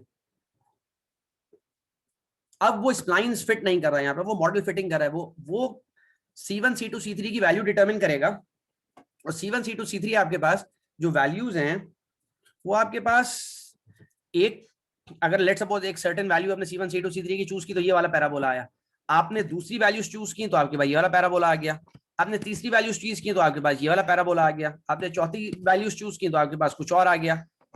अब ये बहुत सारे डिफरेंट मॉडल्स हैं, इनके दरमियान बेस्ट फिट को चूज करना, ये हम ली स्क्वायर के थ्रू हम देखेंगे कि वो कैसे किया जाता है। लेकिन इसको मॉडल फिटिंग कहते हैं कि ये हर पॉइंट में से पास नहीं करेगा, हो सकता है किसी से पास ना करे, लेकिन हम पूरे बिहेवियर को एक इक्वेशन से एक्सप्लेन करने की कोशिश करते हैं। This is model fitting. In this case, the data of figure 3.1 would be used to determine the arbitrary constant C1, C2, C3 to select the best parabola. The fact that the parabola may deviate from some or all of the data points would be of no concern. ये very important बात, this is something very important. हमें कोई concern नहीं है कि हमारे पास सारे data से गुजरता है या नहीं। Note the difference in the values of the predictions made by the curves in figure 3.2 and 3.3 in the vicinity of x1 and x5. क्या ख्याल है? मैं एक काम करता हूँ, मैं इसको इरेज कर देता हूँ। मेरे पास फिगर 3.3 है और मेरे पास फिगर 3.2 है। इसके अंदर आप दोनों अगर आप लोग गौर से देखें, अगर मैं x1 और x2 के पास अगर मैं यहाँ पे जो है ना मतलब कोई प्रेडिक्शन करता हूँ और यहाँ पे मैं x1 x2 के पास करता हूँ, क्या ख्याल है कोई डिफरेंस आएगा? बिल्कुल डिफरेंस आएगा, बहुत मेजर डिफरेंस आएगा, ठीक है, क्योंकि वहां पे जो फोकस है सारा का सारा डेटा पर है और यहाँ पे सारा का सारा फोकस जो है ना वो फिजिक्स पर है, अंडरलाइन कॉन्सेप्ट पर है कि जी यहाँ पर एक पैराबोला को बस मुझे फिट करना था, ठीक है। तो ये डिफरेंस है। This is yet another concept, approximation. मतलब हमने इंटरपोलेशन और हमने मॉडल फिटिंग को देखा। अप्रोक्सीमेशन हमारे पास, a modeller may find it necessary to fit a model and also to interpolate in the same problem. तो वो कहता है कि जी हमको ये काम भी करना है, मॉडल फिटिंग भी करनी है और फिर इंटरपोलेशन भी करनी है, ठीक है। मतलब ये दोनों काम क्या यहाँ पे मैं कर सकता हूँ क्या नहीं कर सकता? एक सेकंड ठहरो, मैं देखता हूँ कि कौन जो है ना, जस्ट रफ केस। सिकंदर आप बैठे हैं क्या?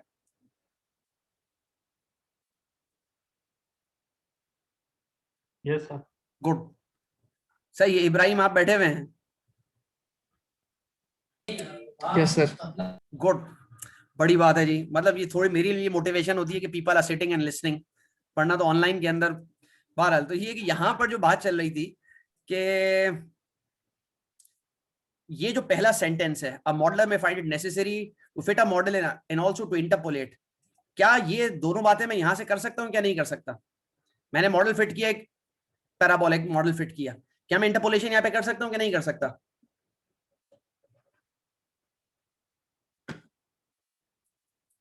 इंटरपोलेशन यहाँ पे पॉसिबल है या नहीं पॉसिबल है? मैंने एक मॉडल लिया, मैंने C1 C2 C3 की वैल्यूज लेट सपोज मेरे पास 1 1 1 आ गई, तो मेरे पास जो मैंने मेथड अप्लाई किया, कोई भी मेथड है, चेबीशेव मेथड है या ली स्क्वायर मेथड है, मैंने अप्लाई किया and what I get is 2x square plus 3x plus 4। Let suppose I get this value of C1 C2 C3। क्या मैं इंटरपोलेशन कर सकता हूँ? जी मतलब वो जी एग्जैक्ट सर कर सकते हैं। बिल्कुल कर सकते हैं। असल सवाल ये कि कर सकते हैं या नहीं कर सकते। आंसर तो दूर की बात है भाई, अगर मुझे यहाँ पे कोई वैल्यू मालूम करनी है एक्स प्राइम की तो definitely I can do it. I can insert the value of x prime here और I get the value of y. तो मुझे बता देगा भाई कि आपके पास यहाँ कहीं जो है ना आपके पास वैल्यू वाई की होगी। तो सिंपल ये है कि मॉडल फिटिंग अगर मैंने की तब भी मैं इंटरपोलेशन कर सकता हूँ, ठीक है। लेकिन मॉडल फिटिंग का कॉन्सेप्ट थ्योरेटिकल होता है, बस ये ध्यान में रखना। मैं अंडरलाइंग फिजिक्स को समझना चाह रहा होता हूँ। अच्छा आगे चलते हैं। In such situation, the model may be replaced with an interpolating curve, such as a polynomial that is more rapidly differentiated or integrated. For example, a step function used to model a square wave might be replaced by a trigonometric approximation to facilitate subsequent analysis. वो ये कहता है यहाँ पे कि अगर हमारे पास model मैंने ऐसा फिट किया, देखो ये बात जो ब्लू मैंने हाईलाइट की है ना, इसके एक बहुत जेन्युइन यहाँ पे एक रीजन था। मेरे पास एक कर्व है, मेरे पास एक ये कर्व है, मुझे कोई कहता है कि आप बिल्ड द मॉडल हेयर, मैं उनको बहुत सिंपल बात है कि भाई यहाँ पर जो मेरे पास एक अगर मैं स्क्वायर वेव जो है ना, लेट सपोज, मतलब ये दोनों तरह आर्ग्यूमेंट चल सकता है। मैं स्टेप से स्क्वायर वेव भी बना सकता हूँ और स्क्वायर वेव से मैं स्टेप भी बना सकता हूँ। आप सब सिग्नल्स पढ़ा हुआ है, आप सबको आइडिया होगा, ये कोई बहुत बड़ी चीज नहीं है, ठीक है। अच्छा लेट सपोज मेरे पास जो ये बात इसमें लिखी हुई है, for example a step function used to model a square wave. तो मैंने स्टेप फंक्शंस लिए, पहला ये स्टेप फंक्शन है और दूसरा फिर मेरे पास जो है ना लेट सपोज ये स्टेप फंक्शन हो गया, ये वाला स्टेप फंक्शन हो गया, तीसरा मेरे पास एक और स्टेप फंक्शन हो गया। तो ये स्टेप फंक्शंस मैंने लिए और इनको मैं कंबाइन करूंगा तो मेरे पास रिजल्टिंग मेरे पास जो है ना ये स्क्वायर वेव बन जाएगी। वो कहते हैं लेकिन ये जो मैं सारे के सारे मॉडल सब मॉडल्स चूज करके एक बड़ा मॉडल बना रहा हूं, मतलब ये स्क्वायर वेव बना रहा हूं, सबसे बड़ा मसला ये है कि आपके पास ये जो स्टेप फंक्शन होता है ये डिफरेंशिएट नहीं हो सकता, सब आपको अंदाजा होगा, क्योंकि इसके अंदर सिंगुलैरिटी होती है। सिंगुलैरिटी का क्या मतलब आपके पास, यू हैव अ सिंगुलैरिटी, इसका derivative at zero is not well defined, ठीक है, you have a sudden change. तो वो कहता है यहाँ पे कि this might be replaced by trigonometric approximation to facilitate subsequent analysis. तो वो कहता है कि यहाँ पर इन जैसी जगहों पर मैं क्या करता हूँ कि जब मुझे अगर आगे डिफरेंशिएट करना है, इंटीग्रेट करना है, क्यों करना है ये आपको आगे समझ में आएगा, भी नहीं आ सकता। जब लीस्ट स्क्वायर्स की मैं बात करता हूँ तो वहां पे लाजमन डेरिवेटिव लेना पड़ता है। तो वो कहता है कि उन जैसी चीजों के लिए अपने एनालिसिस को सिंपल करने के लिए फिर मैं क्या करता हूँ कि मैं यहाँ पर जैसे इस केस में उसने साइनोसाइडल वेव्स ले ली, कि मैं साइनोसाइडल वेव्स लेता हूँ, नॉर्मल फोरियर का जो कॉन्सेप्ट होता है कि आपके पास sum of the sinusoids will give you a square wave ultimately. तो अगर मैं साइनोसॉइड्स ले लेता हूँ और उससे मैं अपना मॉडल बिल्ड कर लेता हूँ तो मेरी जो है ना वो आगे का एनालिसिस सिंप्लीफाई कर जाता है, ठीक है। तो यहाँ पर ये कॉन्सेप्ट है। In these instances, the modeler desires the interpolating curve to approximate closely the essential characteristics of the function it replaces. This type of interpolation is usually called approximation and is typically addressed in introductory numerical analysis courses. वो कहता है कि ये वाली जो interpolation, ये वाली जो interpolating curves है, ये आपके पास interpolating curves हम क्या कर रहे होते हैं, देखो ये वाली interpolation नहीं है, मतलब ये वाली interpolation, ये एक अलग इंटरपोलेशन है। ये तो है कि भाई बिटवीन डेटा पॉइंट्स मैंने जो है ना आपके पास कर्व्स फिट कर दिए। वो यहाँ पर ये कहना चाह रहा है कि जी मेरे पास एक कर्व गिवन था और वो एक बिहेवियर था, मतलब ये कि ये जो आपके पास ये स्क्वायर वेव चल रही है ये एक सर्टेन बिहेवियर है, मुझे इसको मॉडल करना था। तो मैं मॉडल इसको स्टेप से भी कर सकता, मैंने कहा नहीं यार मैं मॉडल इसको स्टेप से नहीं करूंगा, इसलिए नहीं करूंगा क्योंकि मेरे एनालिसिस में मसला हो जाएगा। मैं इसको मॉडल करूंगा विद साइनोसॉइड्स और मुझे ये अंदाजा है कि मैं इसको साइनोसॉइड से मॉडल कर सकता हूं। जब मैं इसको इससे सबको आइडिया है, दिस इज फोरियर सीरीज,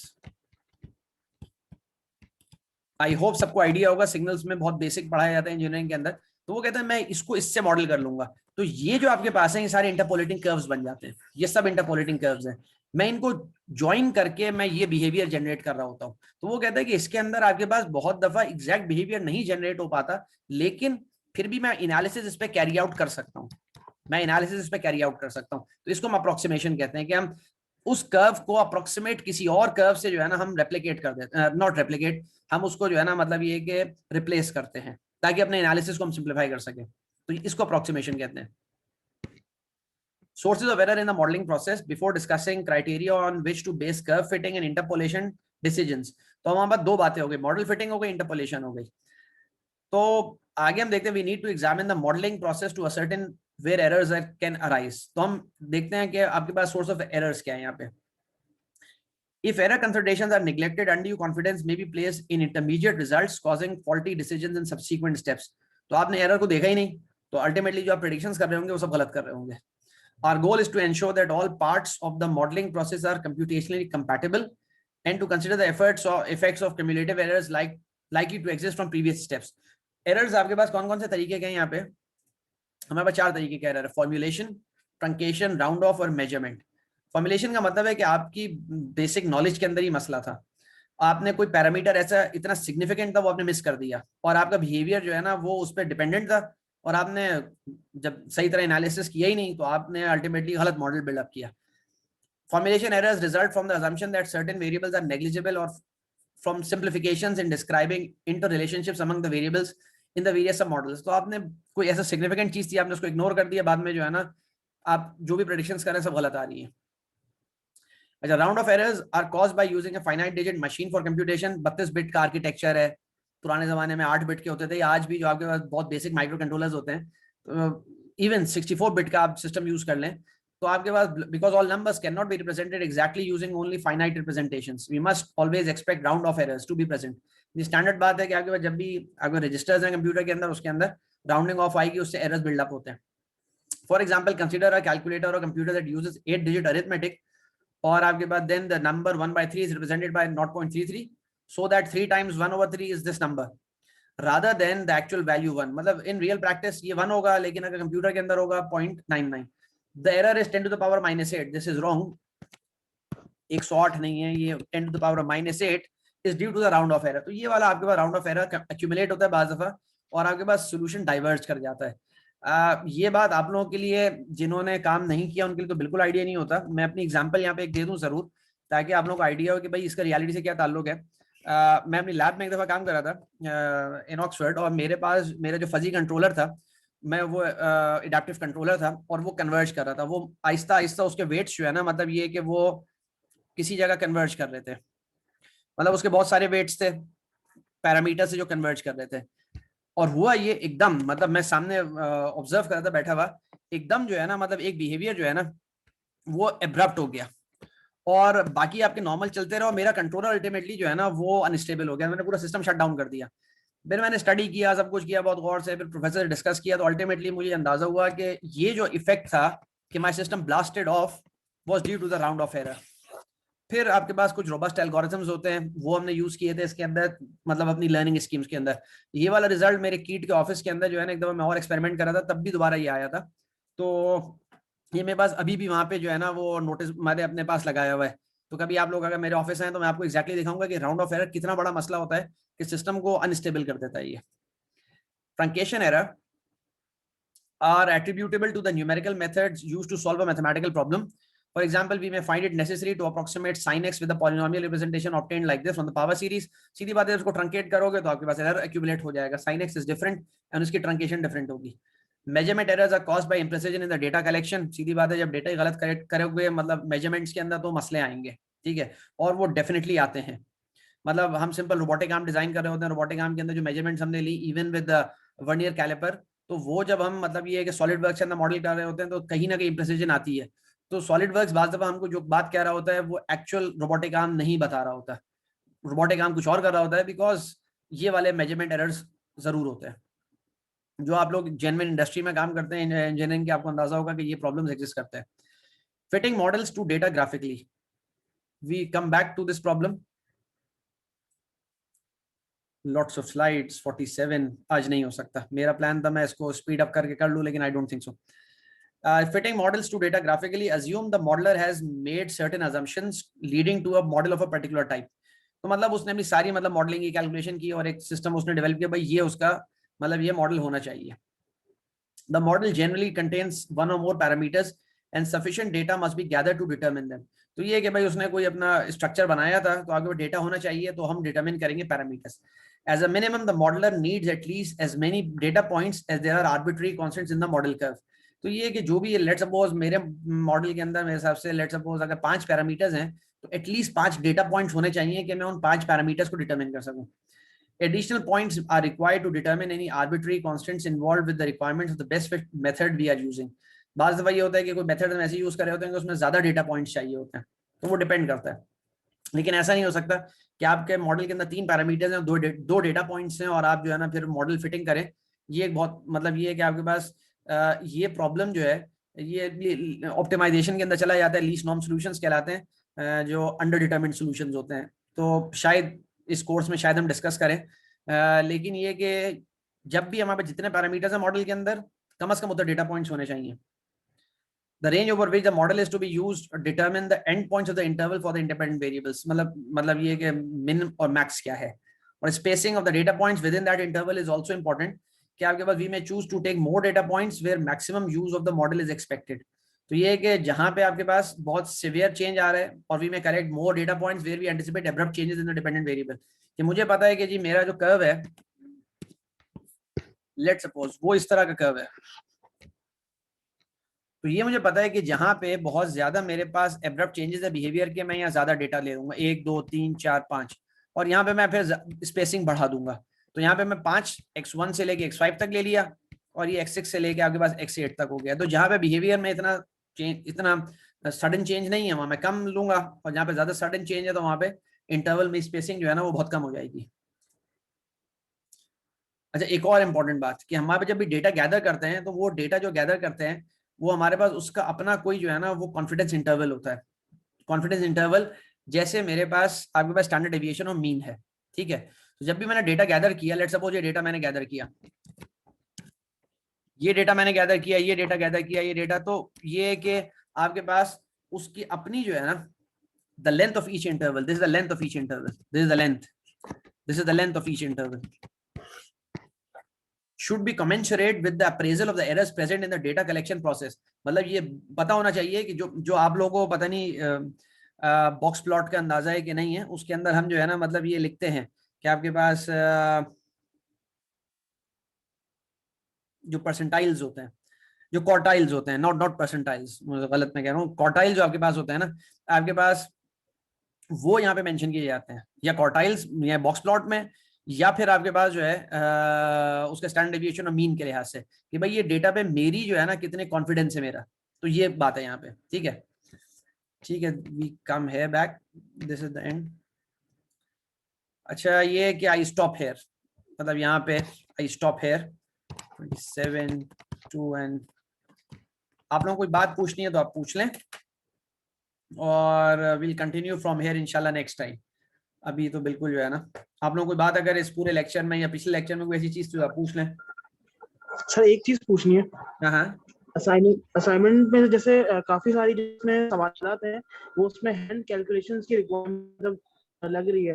हाँ, तो क्या हम उन कैलकुलेशंस को मतलब वैसे करें या मैटलैब के जरिए भी कर सकते हैं?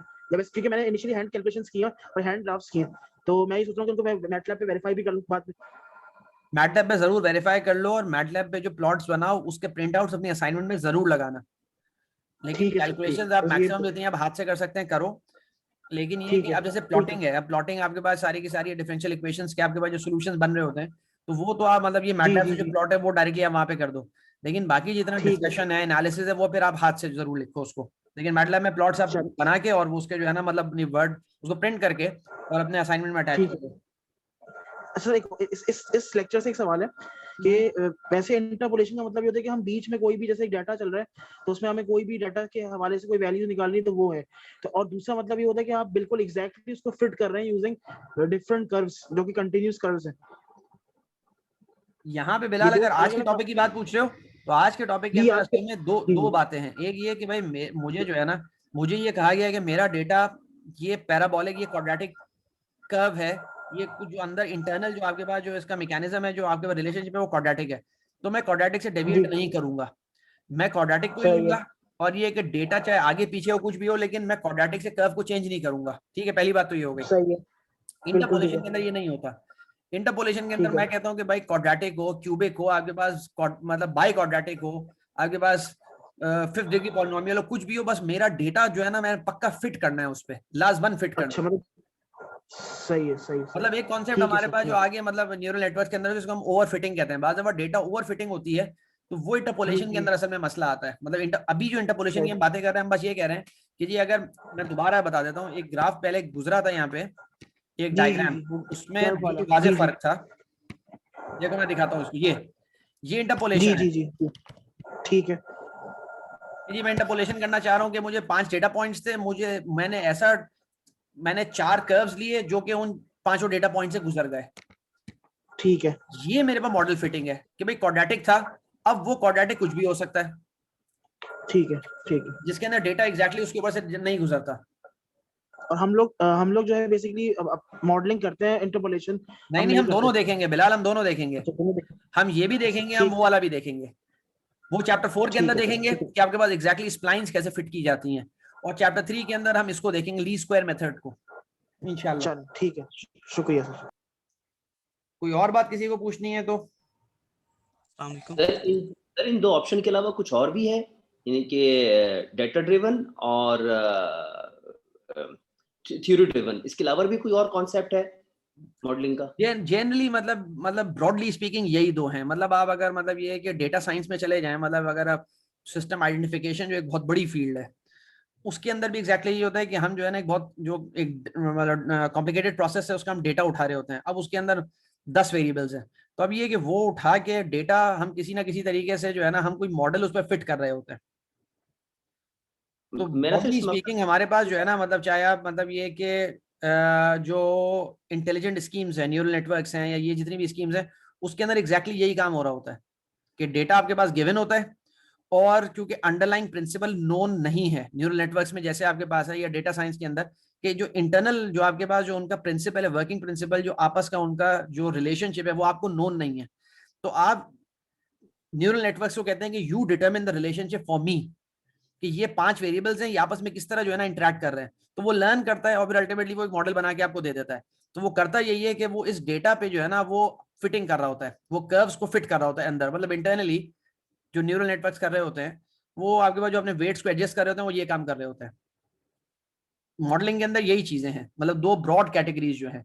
या फिर तो मॉडल गिवन है कि आपको पता है कि भाई यहाँ पे जो है ना लेट्स सपोज बर्नौली इक्वेशन लग रही है, या आपके पास यहाँ पे जो है ना मतलब ये एक सर्टेन प्रिंसिपल है वो लग रहा है, यहाँ पे कोई लॉ है वो लग रहा है यहाँ पे।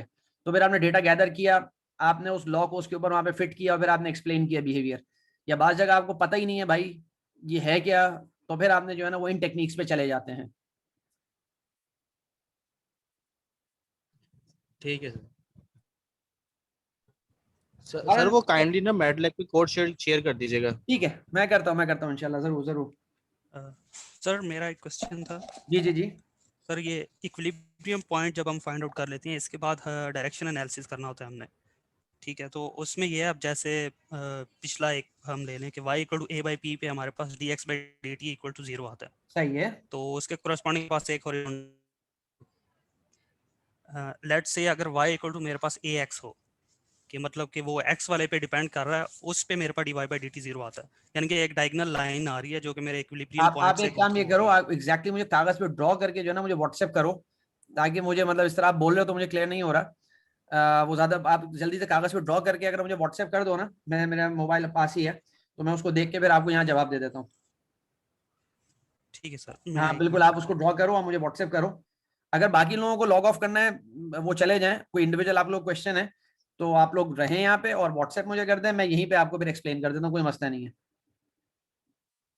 अगर जिनको जाना है वो जा सकते हैं, कोई ऐसा मसला नहीं। क्लास खत्म हो गई है, जो जिनको क्वेश्चंस पूछने हैं मैं बैठा हुआ हूँ, मैं क्वेश्चंस का आपको जवाब दे देता हूँ। तो आप लोग मुझे बस व्हाट्सएप कर दें, या वैसे पूछना तो वैसे पूछ लें।